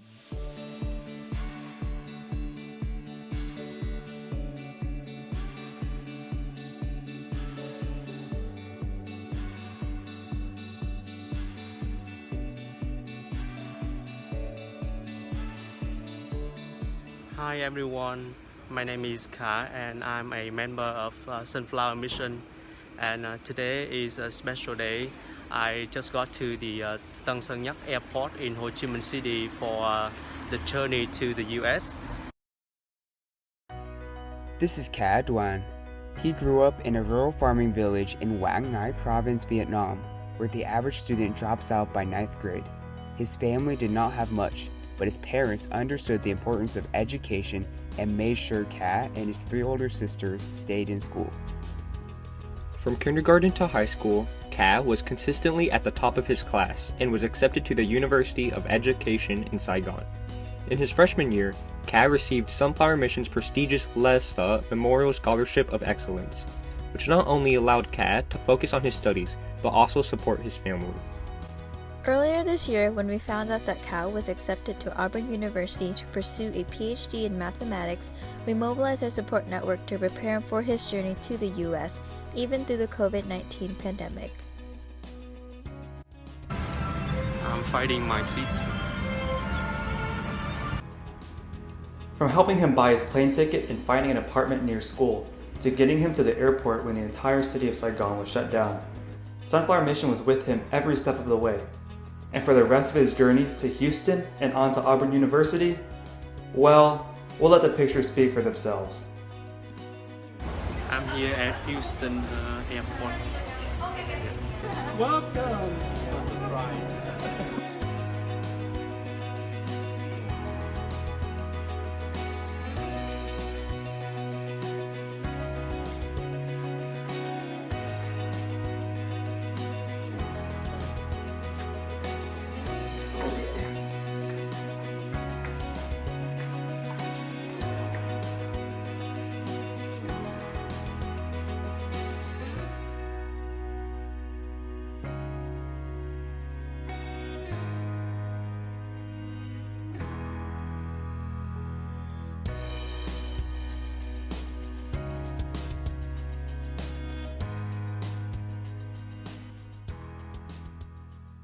Everyone. It has been more than 1 month since I moved to my apartment at Auburn University, and thank you Sunflower Mission so much for all of your love and support. Even though my family now is across the world, I still feel at home here because of my Sunflower Mission family. And after I graduate from Auburn University, I would like to return to Vietnam and become a mathematics professor. I want to support my family and take care of my parents. They have worked so hard for me in their entire life, so I want to make sure that they no longer have to farm again and they can live comfortably. Besides that, I also want to give back to the next generation of Sunflower Mission students. The Sunflower Mission not only provides the student with financial support, but also mentorship through its leaders in Vietnam. And over the past 4 years, my Sunflower Mission mentors have helped me a lot to overcome many difficulties in my life, and I cannot be here without them. So in the future, I want to do exactly the same thing. I hope to inspire students and show them that if I can do it, they can too.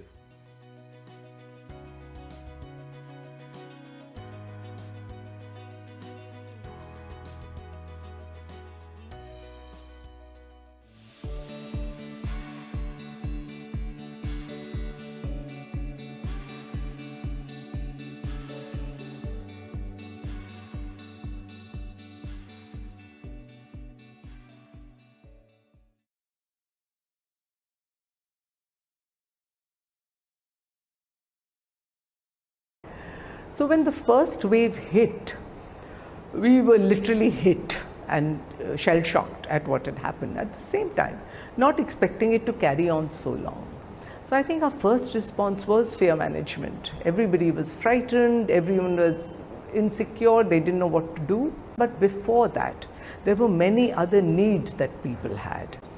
There were people who needed food. There was this huge migrant crisis on our hands, millions of people walking from 1,000 kilometers, 200, 500, 700 kilometers. We quickly ramped up, and through Didis, our sister organization, we fed over 120,000 people. Then people needed masks. Everyone didn't have them. This was the new normal, and where do you go out to buy them? So we distributed, again through Didis, 35,000 masks. We got down to making reusable sanitary pads, and we distributed thousands of those as well. So the first response was humanitarian, and then parallelly we got down to educating, training our teachers on how to teach online. The first wave came, and even though it seemed awful at the time, it didn't feel like a wave. Whereas the second wave felt like a wave. It felt like this huge wave that just washed over us. But in our own organization, every day we had people getting infected, myself included. The healthcare system, already fragile, was collapsing, just collapsing. As the district magistrate told me, that they had 10,000 patients every day and they had only 3,000 beds. In smaller cities, much worse. In villages, they were just dying. Families were getting wiped out, by the way, because they weren't getting access to any kind of treatment. There wasn't a treatment. So while the second wave was on, our first priority was reaching medical care. Making sure they had the right information, linking them with doctors, with hospitals, reaching oxygen, giving our medical kits. That was the first priority. One of the things our team members had to do was that while they were giving the medical kits, which had an oximeter, thermometer, what we found was that they didn't know how to use this. They didn't know how to use a thermometer. So we had to train them for that. Secondly, what they didn't know was when to take a COVID infection seriously. That if you have the oximeter, first of all, keep an eye out. That if your oxygen drops, oxygen saturation drops, then it's time to panic, to raise the alarm, to get to the hospital. And our team members had to sit and explain all of that very patiently, and also tell them where to reach out, what number to call, who to call, and if they didn't have, call us. We would help to connect them.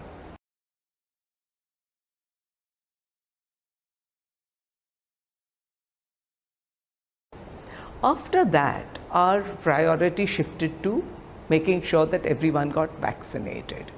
And there was a huge vaccine hesitancy, especially in rural areas and amongst the more low-income communities that we serve.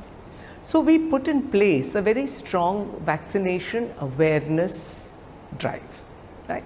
People made short videos, our students also made them, in local dialects, in Avthi, in Bhojpuri. And we made them viral used technology to make sure that people got them. Secondly, because there was a shortage of vaccines, and because this whole vaccination had to be managed, what the government had done was that you had to get slots. You had to register. So we had our team members working round the clock, helping people register, booking slots for them, telling them where to go. What happened during this time and what we found was very, very useful was maintaining a very close relationship with the parents and motivating them, enabling them, empowering them to keep on working with their children and with us. And that's another win that has emerged from this, and we intend to keep up that relationship, and technology has helped with that. With our Gyan Setu centers, these are out in the open, they're in the community. There, I don't think they ever really, except for the very severe lockdown, they never really closed. Because those children in any case live in very, very crowded conditions. And so they were in fact safer in the open with a teacher who was local, and they were masked in small groups of 4 and 5 and for shorter periods of time. Government said all schools should go online. You know, I think there's 24% of the population that has a line to go on to. So we started a program called Digital Sathi, where we created a library of smartphones. We accessed 60 of those, and we got laptops too. So what we did with those 60, we were able to connect to another 300 children. We gave it to girls, older girls, our students and alumni, who were prepared to work with at least 6 children each, their own siblings and others. And that really worked like a dream, right? And in fact, it's given us ideas that it's something that we can use even more.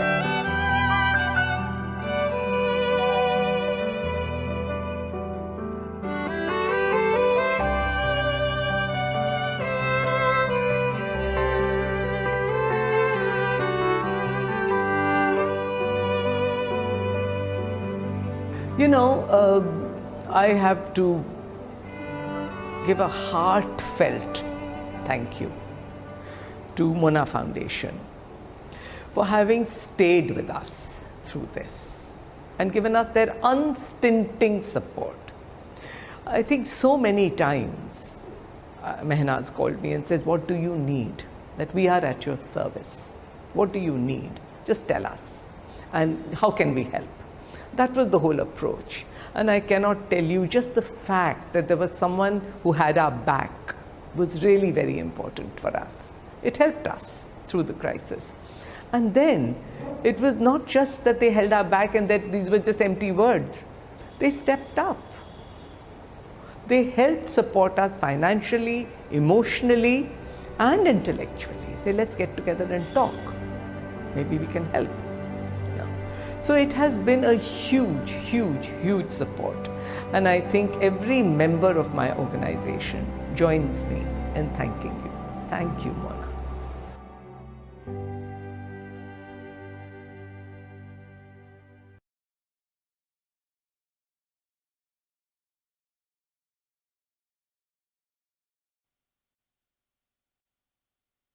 Wonderful. Thank you so much.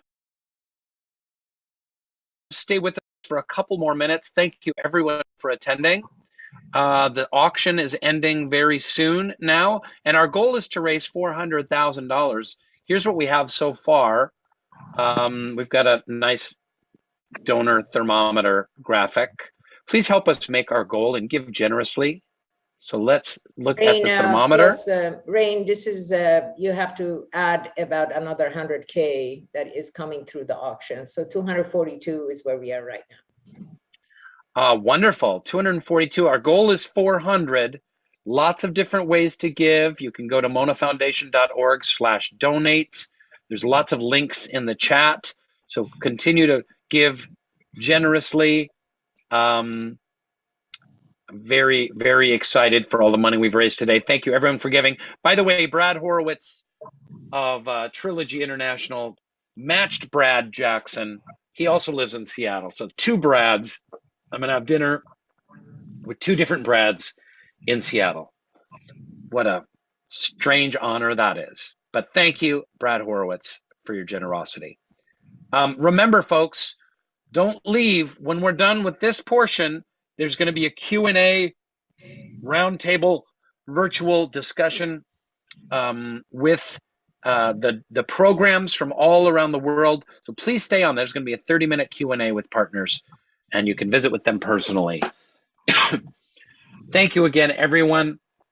We're going to close the gala with a final song, a finale song, Power of the Girl. This song has been especially and singer and songwriter Anthony Fedorov, with Steven Universe voice actor and producer Jennifer Paz, YouTube sensation AJ Raphael, Grammy-winning producer Jeeves Ducournay, sung by Emmy-nominated our own Mona Foundation's Nava Galili. So let us hear Power of the Girl, and then make sure you stay afterwards. Please continue to give, stay afterwards for the Q&A. Thank you so much for having me, Manaz, everyone at Mona. Thanks to the brilliant, beautiful Mona staff, Boyd for running this, Keith, Laura, everyone at Mona. Thank you so much. And I hope to see you all very soon. Power of the Girl. Once upon a time, not too long ago, there was a Baha'i girl named Mona Mahmoud-Nijad. So fierce was her commitment to justice, the education of children, and the principles of equality between men and women, she was considered a threat to the government officials in Iran. She was 16 years old when she was arrested, along with 9 other women, and shortly thereafter executed by hanging in 1983. Mona was fearless and is a symbol of the limitless power of a teenage girl to stand up to a world that is not ready for her or the justice-driven principles youth innately herald and pioneer. The world has lost this bright light. But if Mona was here today, one could only imagine that this could be a message she'd want to gift all of Mona's youth and children around the world. The power of a girl.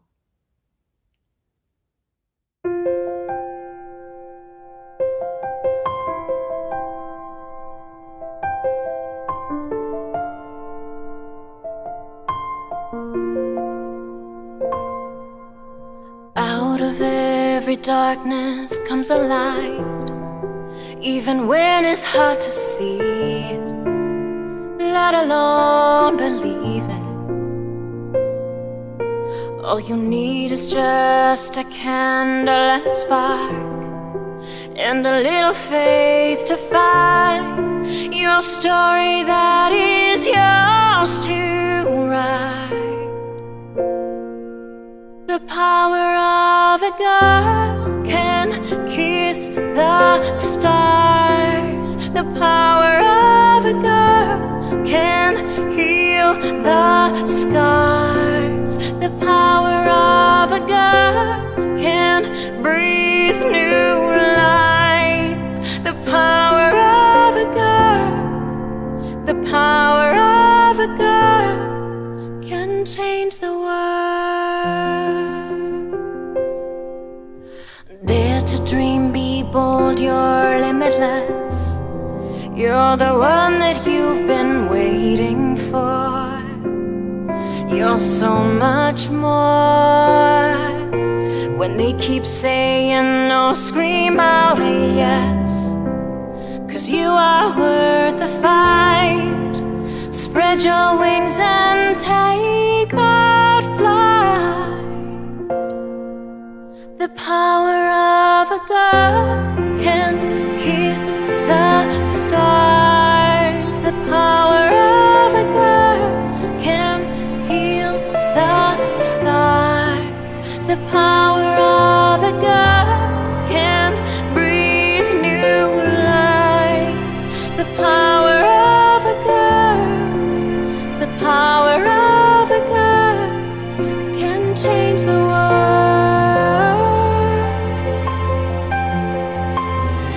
You can change the world.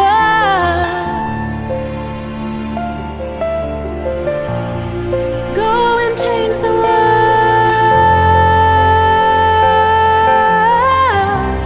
You will change the world.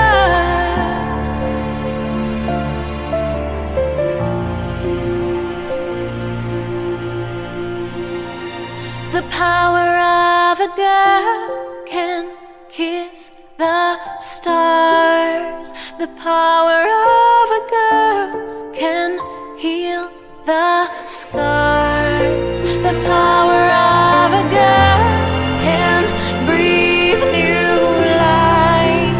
The power of a girl, the power of a girl can change the world. Oh, you're gonna change the world.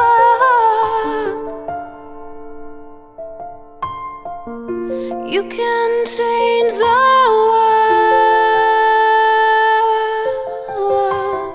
You're gonna change the world.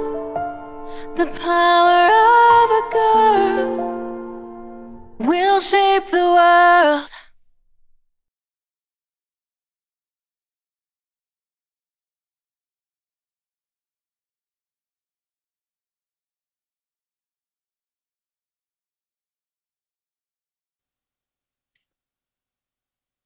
Well, thank you very, very much, everyone, for attending, for sharing this wonderful moment with us, for supporting. And thank you to each and every one of our partner organizations who took time out of their schedule in all wee hours of the day, from 12 different countries joined us. We hope that you enjoyed this program. We hope that you have a deeper understanding of the impact that our wonderful partners are making at the grassroots level in their communities. And thank you again. No, I'll just put it on, love. You don't need to put it back. So we are going to start with our Q&A session, and our wonderful senior program director, Melina, will be facilitating this session. I hope that you stay on, and I hope that you will get to visit some of the partners that unfortunately we were not able to pull together because their videos were off. So back to you, Melina, and thank you very, very much for your help. Thank you again, everyone. We couldn't do Mona's work without you. It will take all of us to make a difference, and we are thrilled and grateful to have each and every one of you with us. Thank you again. Yes, I just want to repeat that, just that thought of thank you so much to everyone. This is such a uplifting and wonderful program, and very grateful to have each one of you here with us. This is your opportunity to be able to, if you have any questions or would you like to hear from a certain of our partner organization directly, this is a wonderful opportunity to do that. We still have with us our dear friends, the Torres family from Badi School, Panama. Maybe we can highlight his videos off. Yes, Alexis, you can take me off this Oscar. screen and have our wonderful partners join. Sure. Thank you. Multitask here. Here we have Mr. and Mrs. Torres from Badi School. Hello. Are you able to unmute and just say a few words? If that's okay. Thank you. Okay. Just to say everybody hello, and also to express our deep gratitude to Mona Foundation for the 20 years of supporting Badi School. And we are so happy to be part of their lives, part of their endeavors. And in this time, we just need to say thanks for everything and congratulations for this. Permit us to see some friends and a lot that give us a lot of support. Thank you very much. We appreciate the support. Thank you very much. We're always very... Sorry, please go ahead. Hello, Abha. I'm really grateful to have the opportunity to see you again, and really thankful for help us always, and be sure that the Badi School always will have more strong for the help the people, and has a nice opportunity to expand our knowledge. Being stuck with pandemic, the way that you have provided so much support to your teachers and your staff, and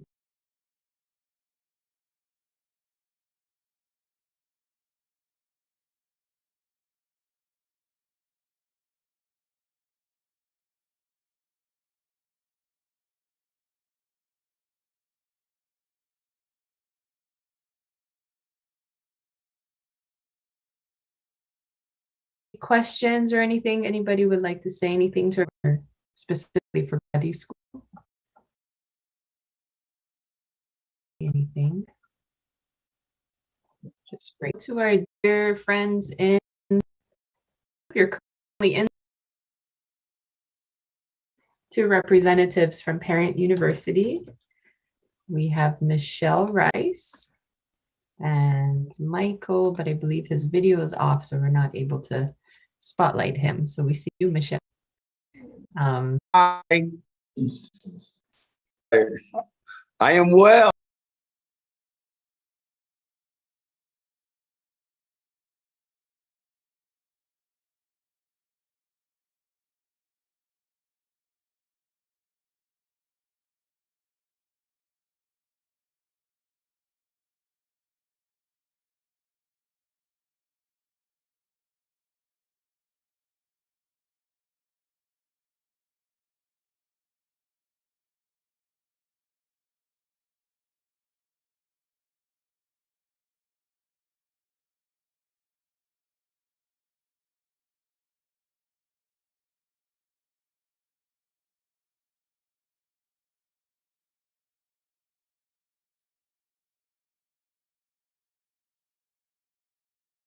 You know, I guess you could call it that, of actually expanding our scope and our footprint. We're reaching more families than we were in March of 2020, more cities. And of course, you know, what we do is we connect people people to the resources themselves in their environment and to articulate their needs. And the virtual world has, strangely enough, actually expanded our reach. And so I'm sure that is the story with others, but it certainly is our story. And as I say, we were able to. However, that has as well as expanded and thank you for having us, Mona. We couldn't do it without you guys and all the support that you've given us. So thank you, and it's good to see you all. Thank you so much. Thank you for making the time to being here with us today. Thank you. Oh, my pleasure. My pleasure. Take care. Now, maybe we will. I see that our dear Duya from Mongolia is still on the call. We can welcome her. Hi, dear Duya. How are you?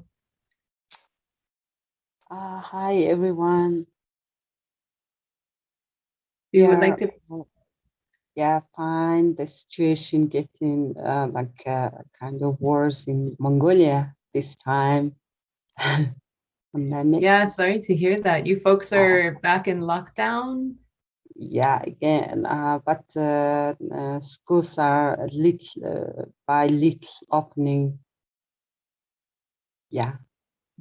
So government is trying to not to have quarantine. So yeah, even though the cases are increasing, yeah. Oh no. So thank you very much for this event. Thank you all your constant support. For our other friends that are here on the call with us, we have a wonderful video that was created by the team at Mongolia Development Center. And you can find that on our website, monafoundation.org / I think MDC or Mongolia. If you go to the partner organizations page, there's a wonderful video that gives a nice overview of what this organization is being able to accomplish, even through lockdown and now transitioning to online education. And it's character education for preschoolers, so ages 2 to 5. And there's lots of wonderful learning. And so if you don't already know about them, I would highly encourage you to go and take a look on our website of all the wonderful work they're doing and all the cute little children. Thank you so much, Duya. Please send our love and regards to all the friends there, and we'll continue to keep you in our thoughts and prayers in this time. Thank you so much. Thank you. Thank you. Let me just see if there are any specific questions that we have. Sorry, it's a little hard to keep up with all the questions. If somebody would like to, yes, MDC is polishing the gems of the children, says dear Tammy, which is very true. And our dear Seema, member of the board, cherishes the memories of visiting Mongolia, and hopefully one day again we can go back and visit them again. I believe our friends in Starfish are still online. Is this true? I don't know if I just made that up. Mom Yassine, are you here? Hello. Oh, hi. Hi, Melina. It's good to see you. Nice to see you. Yes, I am Fatu. I am currently calling from the US, but we have a team in the Gambia that is also part of the call. Unfortunately, they are not able to directly talk right now because the lights are out there. Wonderful. But they are with us and on the call, and we have Auntie Yasin and people that are also part of the team watching right now from the Gambia. Thank you so much for everything you continue to do for us.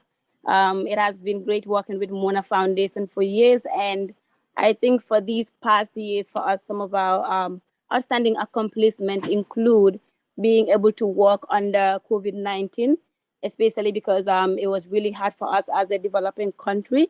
But nonetheless, with the resources we were able to provide and to be able to expand our buildings and to be able to Also restructured programs that we were offering the students has been really, I think, incredible for us. And without Mona Foundation, I think that would have been very, very difficult. And over the years as well, we've been able to look at online classes for our students. And currently, I think the most outstanding accomplishment on our campus for the skills learning program is being able to start new buildings. And these buildings, we are hoping that we'll be able to provide the students the opportunity to actually practice what they are learning in class. Because about 4 or 5 years ago when we started, we were just doing the theories in the class where the students would learn about sewing and hairdressing and other skills that we were teaching them. But with the help of Mona Foundation for the past 2 years, we've been able to include buildings that they can be able to go into and firsthand have experience on doing the skills so that they are ready when they go out into the communities and start their own businesses. And just to give context as to the background of the students that we work with, these are usually students who are not well connected, who don't have the skills that they need to be able to go through school. And they don't have, most of them don't have a formal education as well. And so that is why we added the skills learning program, so we can be able to tap into that population in our community, those girls who have not been able to have a formal education, but then they can come to us and we can be able to provide them skills that they can use. And the impact, I can say, has been tremendous. And I can attest to that as one of the students, who joined as an 8th grader. And because of the skills I've been able to learn at Starfish International, I've been able to walk my way through not being a victim of early marriage, being able to go back into my community and mentor. And we have hundreds of me in the Gambia who have gone through the program, and our skills learning program is doing very well. And thanks to Mona Foundation for that. That's incredible. Thank you. Speaking of you. Yes, sir. Are there any questions specifically for Starfish? That was very well articulated and very thorough. Thank you so much, Fatu. Thank you, Malina. Thank you. I know time is a bit short. Many. We have our dear Rizwan from New Era Creative Space. We in the morning. Our dear Teresa Langes from Tarzana After School Program. It would be nice to hear a bit more about what to unmute and say a few words. Behind Mona Foundation as well. I mean, I get to interface with Mona Foundation. And I would really like to thank each one of you for perhaps one of the most important work. And along with Mona, we've been able to jointly form this vision that classrooms are really articulate the reality that frames the lives of our girls, and which is that we need to deconstruct patriarchy, and not just with the girls, but also with the boys. And this is the kind of important work which is longitudinal, which is life outcomes. I always say, in order to get any kind of life outcomes, you need to give a portion of a life where such changes are possible. But once again, thank you so much for having me. Thank you so much for supporting Mona Foundation and Study Hall Educational Foundation. Thank you. Thank you so much. This notion of bringing men and boys into the conversation of gender equality is something that you're championing.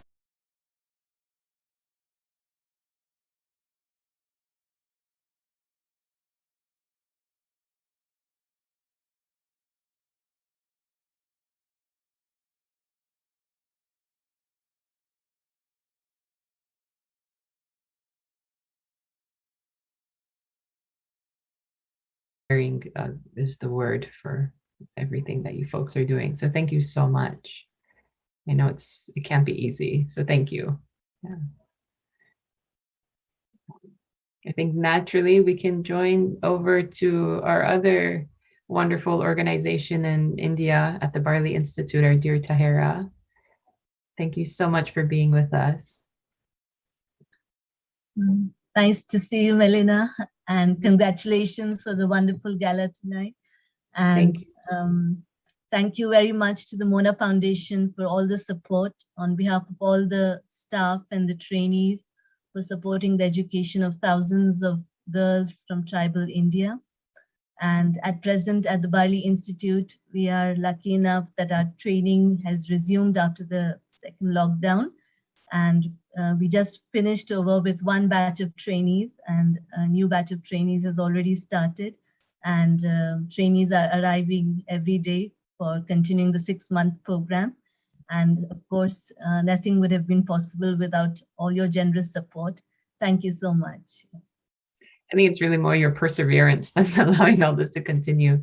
And you have such creative solutions to such a unique challenge in being able to still welcome students and empower all these young girls and women, and yet keep to socially distance and quarantining and keeping all the safety measures. And really struck us is that the conversations that you have with the girls is also about acknowledging these challenges. And like, could you speak a little bit more about the conversations that you have with them in terms of how, like, mentally, emotionally, you're helping them to face these challenges that they're facing? Especially during the COVID period, we got a very good chance to interact with the entire families of the trainees. So like the initial response of the parents was, of course, fear. Some of them could not come and take back their trainees, their daughters back to their homes. And they were really worried because across the television, there were news of food shortages in hostels in cities, and girls not being able to go back was really worrisome for the parents. But at the same time, we assured them that the girls were safe with us, and according to the government protocols, they will be reaching back to the village as soon as the lockdown opens. And since the government had instructed everyone to stay put, the trainees were with us. And this gave us a beautiful opportunity to prepare them mentally and emotionally how to contribute when they would go back to the village in this crisis. So one of the beautiful things which our trainees took up was educating the children in their neighborhood. So these girls are usually school dropouts who have learned reading and writing skills at Bali itself.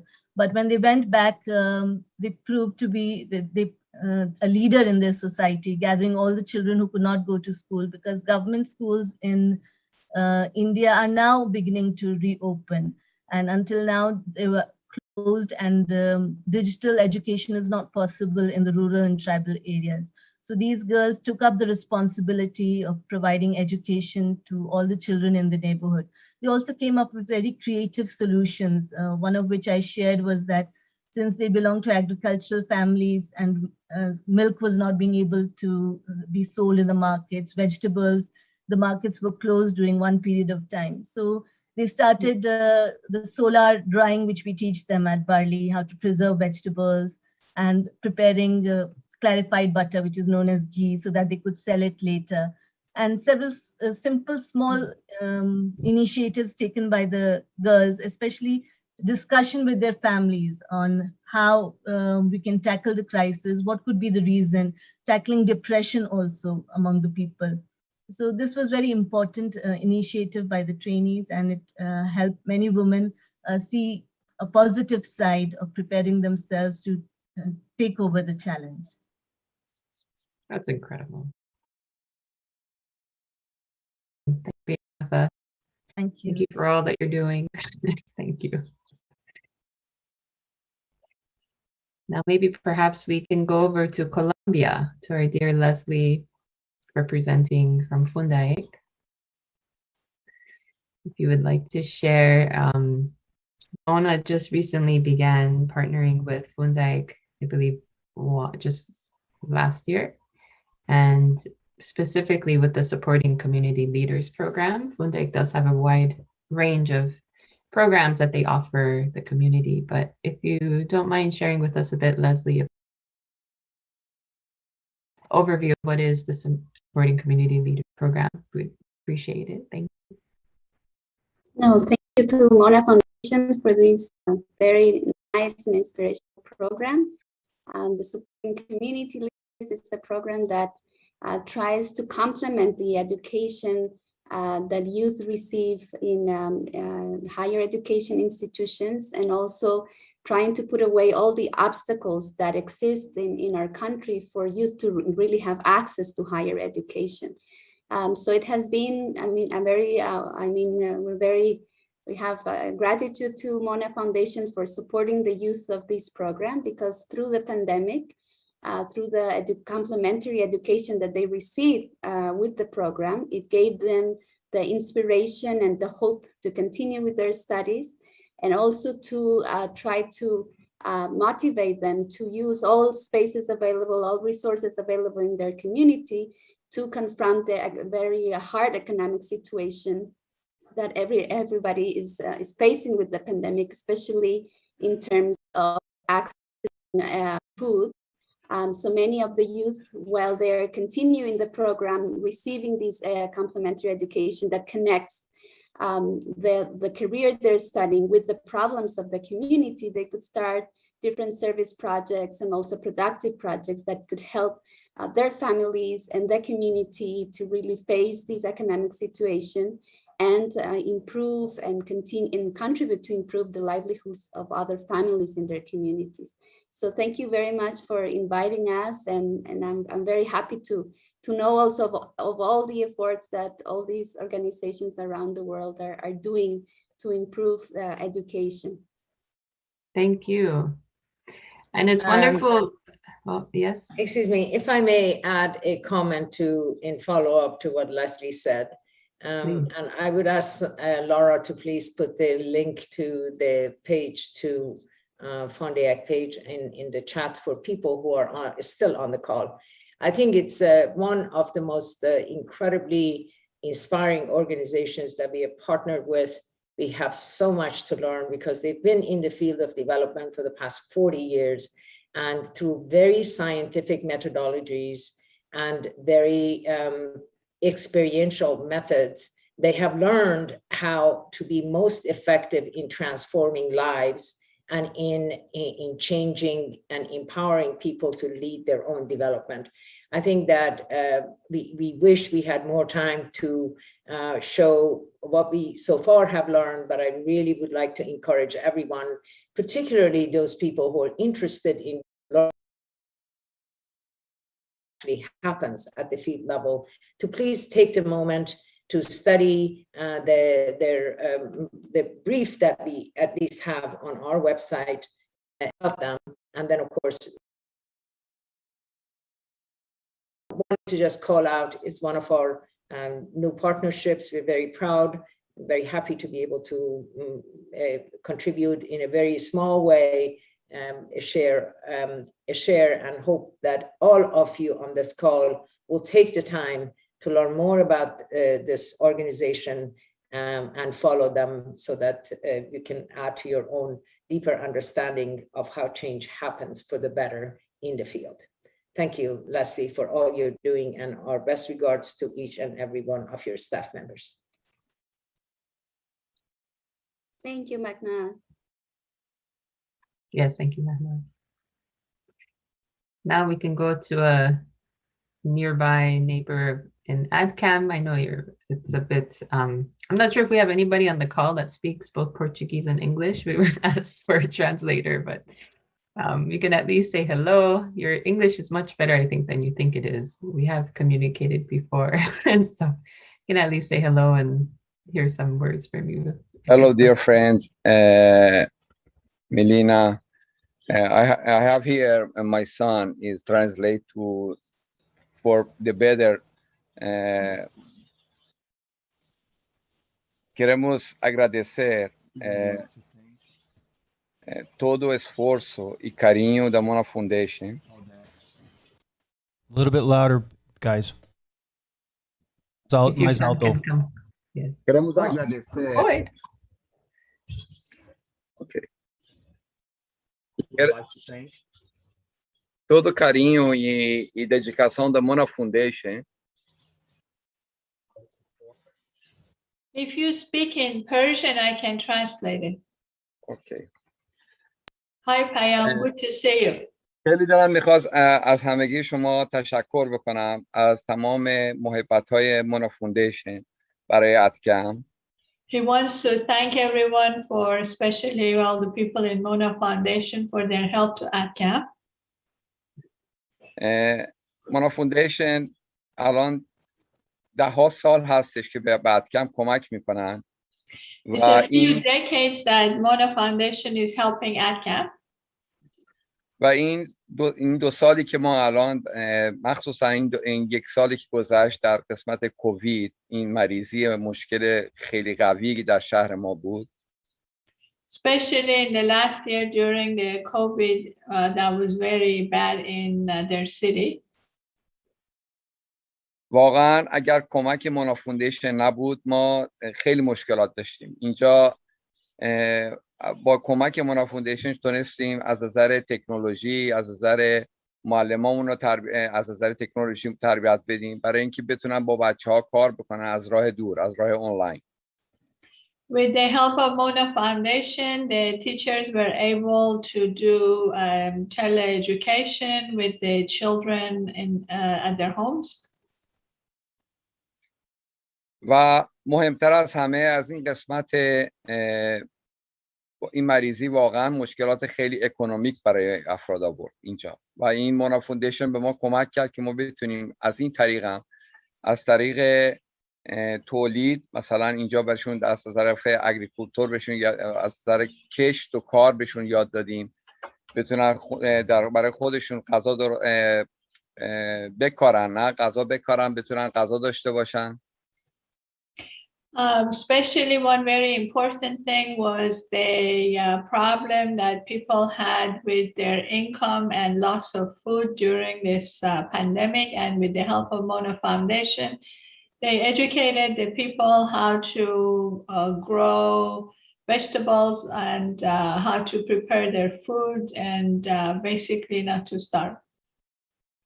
و واقعا تنها چیزی که میتونیم بگیم اینجا ما در این یک سال با این کمک هایی که به ما رسید به ما بتونست کمک بکنه که ما الان در این شهرمون مثل یک مدرسه نمونه شدیم از این نظر. With all the Mona's help during this pandemic, the school has now become like a symbol and the best institution in the city. این واقعا برای ما یعنی من تنها چیزی که میتونم بگم تشکر هستش. تشکر کنم از مونا فوندیشن. تشکر کنم که به ما این مهر رو دارن و همیشه به ما کمک میکنن و این باعث میشه که ما بتونیم اینجا هرچی بیشتر به خانواده ها به بچه هایی که باشون کار میکنیم بهشون برسیم. And he can't say anything except thanking Mona Foundation for all their help to help the children and their families. خیلی ممنون. خیلی ممنون. Thank you very much. Thank you again for Mona. And Payman, it was very nice seeing you. When I saw you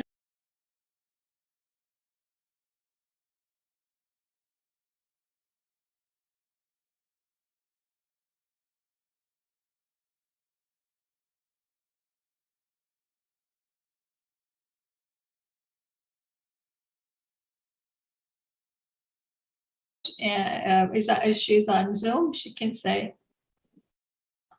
Ferial, are you there? Ferial, yes. No, they're here. Ferial is living in Chile. Yeah, I know she's in Chile, but I saw her on the Zoom, I thought, earlier. Yes. In the first is she still on Zoom? Ferial, are you still there? No, I guess she left. Well, anyway, yes. Thank you. Thank you so much. Thank you both. Thank you, Flor Khanum, for the translations. Oh, sure. And I think last and definitely not least, if we can hear from our dear Teresa, we would like to share a bit about Tarzana After School Program. And please tell me if it's pronounced Piru or Pairu summer program. Hello, it's pronounced Pairu. So first of all, I'd like to thank the Mona Foundation for partners in supporting these two projects. We at Full Circle Learning as an organization is entering our 30th year. And so we have projects around the world where we're supporting grassroots development of educational projects that fuse character education and local and global service into every academic unit. And so schools around the world determine how they will do that. And right now the emphasis is really on sustainable development.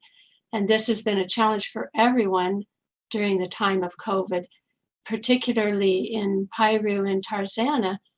The emphasis has been on resilience these last couple of years and how children can become a source of emotional and health and really spiritual resilience among their parents and psychological resilience.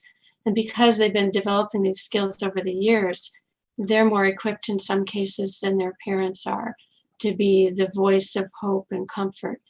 And so it's been really interesting. There's in online or on-site school. The participation of the Mona Foundation in providing a budget for those two projects has been really important to us. I know that the Mona Foundation supports those projects because we are headquartered in the United States. And so very few of our projects are, but those two are, and they both serve immigrant communities. So that's why that relationship has been so important. We wouldn't be able to support those two projects with everything else that we're doing without the help of the Mona Foundation. So we really cherish this long-term friendship that we've had and the way that it has helped these families who have now grown up with a generation of children in Piru. Some of the people who began as children are now site directors and teachers and have gone out and gotten out their teaching credentials because of the influence of these habits of heart on their lives and what they want to see as an infusion of morality and service to humanity in the next generation of children. So it truly has created community transformation. And so long-term support is so important, just not giving up. In terms of economics and health and food security and environmental impact, but a long-term transformation in the morality of the community. And that's what we've seen in these communities. So we thank Manaz and the Mona Foundation for reaching out to us a number of years ago when it was hard for us to sustain those two projects. Thank you so much. We love all of you. Thank you so much. We also cherish our partnership, so thank you so much. Thank you. All right, do we have any final words or questions or anything that anybody would like to hear from our wonderful partner organizations? I'll give a few seconds, and if not, then I believe we do have a finale song from our wonderful Andy Grammer. Give you a moment, gather thoughts. Let me check this messages. Yep, ready to go, ready to go. Cool.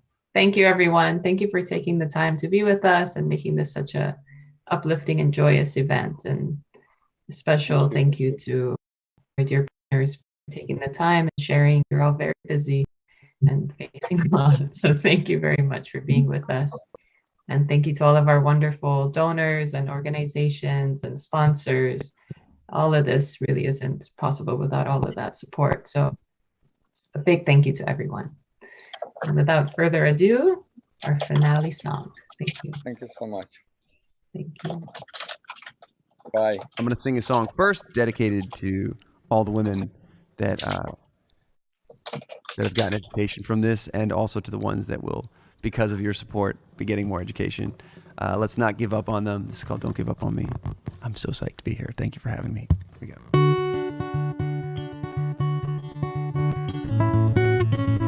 I always do winter. I will stay with you. We'll make it, I'll reach my hands out in the dark. Yeah, give it up, no, not yet. Even when I'm down to my last breath. Even when they say there's nothing left. So don't give up on, I'm not giving up. I'm not giving up, no, not me. Even when nobody else believes. No, I'm not going down that easily. So don't give up on me. And I will hold on to you. No matter what this world will throw, won't shake me loose. And I'll reach my hand, I'll wait for you. I'll wait for you. 'Cause I'm not giving up. I'm not giving up, no, nothing left. So don't give up on it. I'm not giving up. I'm not giving up, no, not me. Even when nobody else believes, I'm not going down that easily. So don't, yeah, yeah, yeah. Hey, yeah, yeah, yeah. I will fight. I will fight for you. I always do, until my heart is black and blue.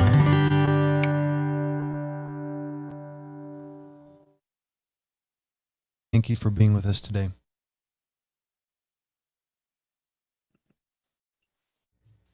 This ends today's program. Thank you very much, everyone, again, for attending. Love to have your feedback. If there is anything we can do to make it more exciting in these very difficult times and with Zoom and everything, love to have your feedback. Please let us know. And thank you for taking the time out of your very busy schedule and spending your Sunday morning with us. Thank you. Hope you were inspired. Thank you. Yes, hope you were inspired.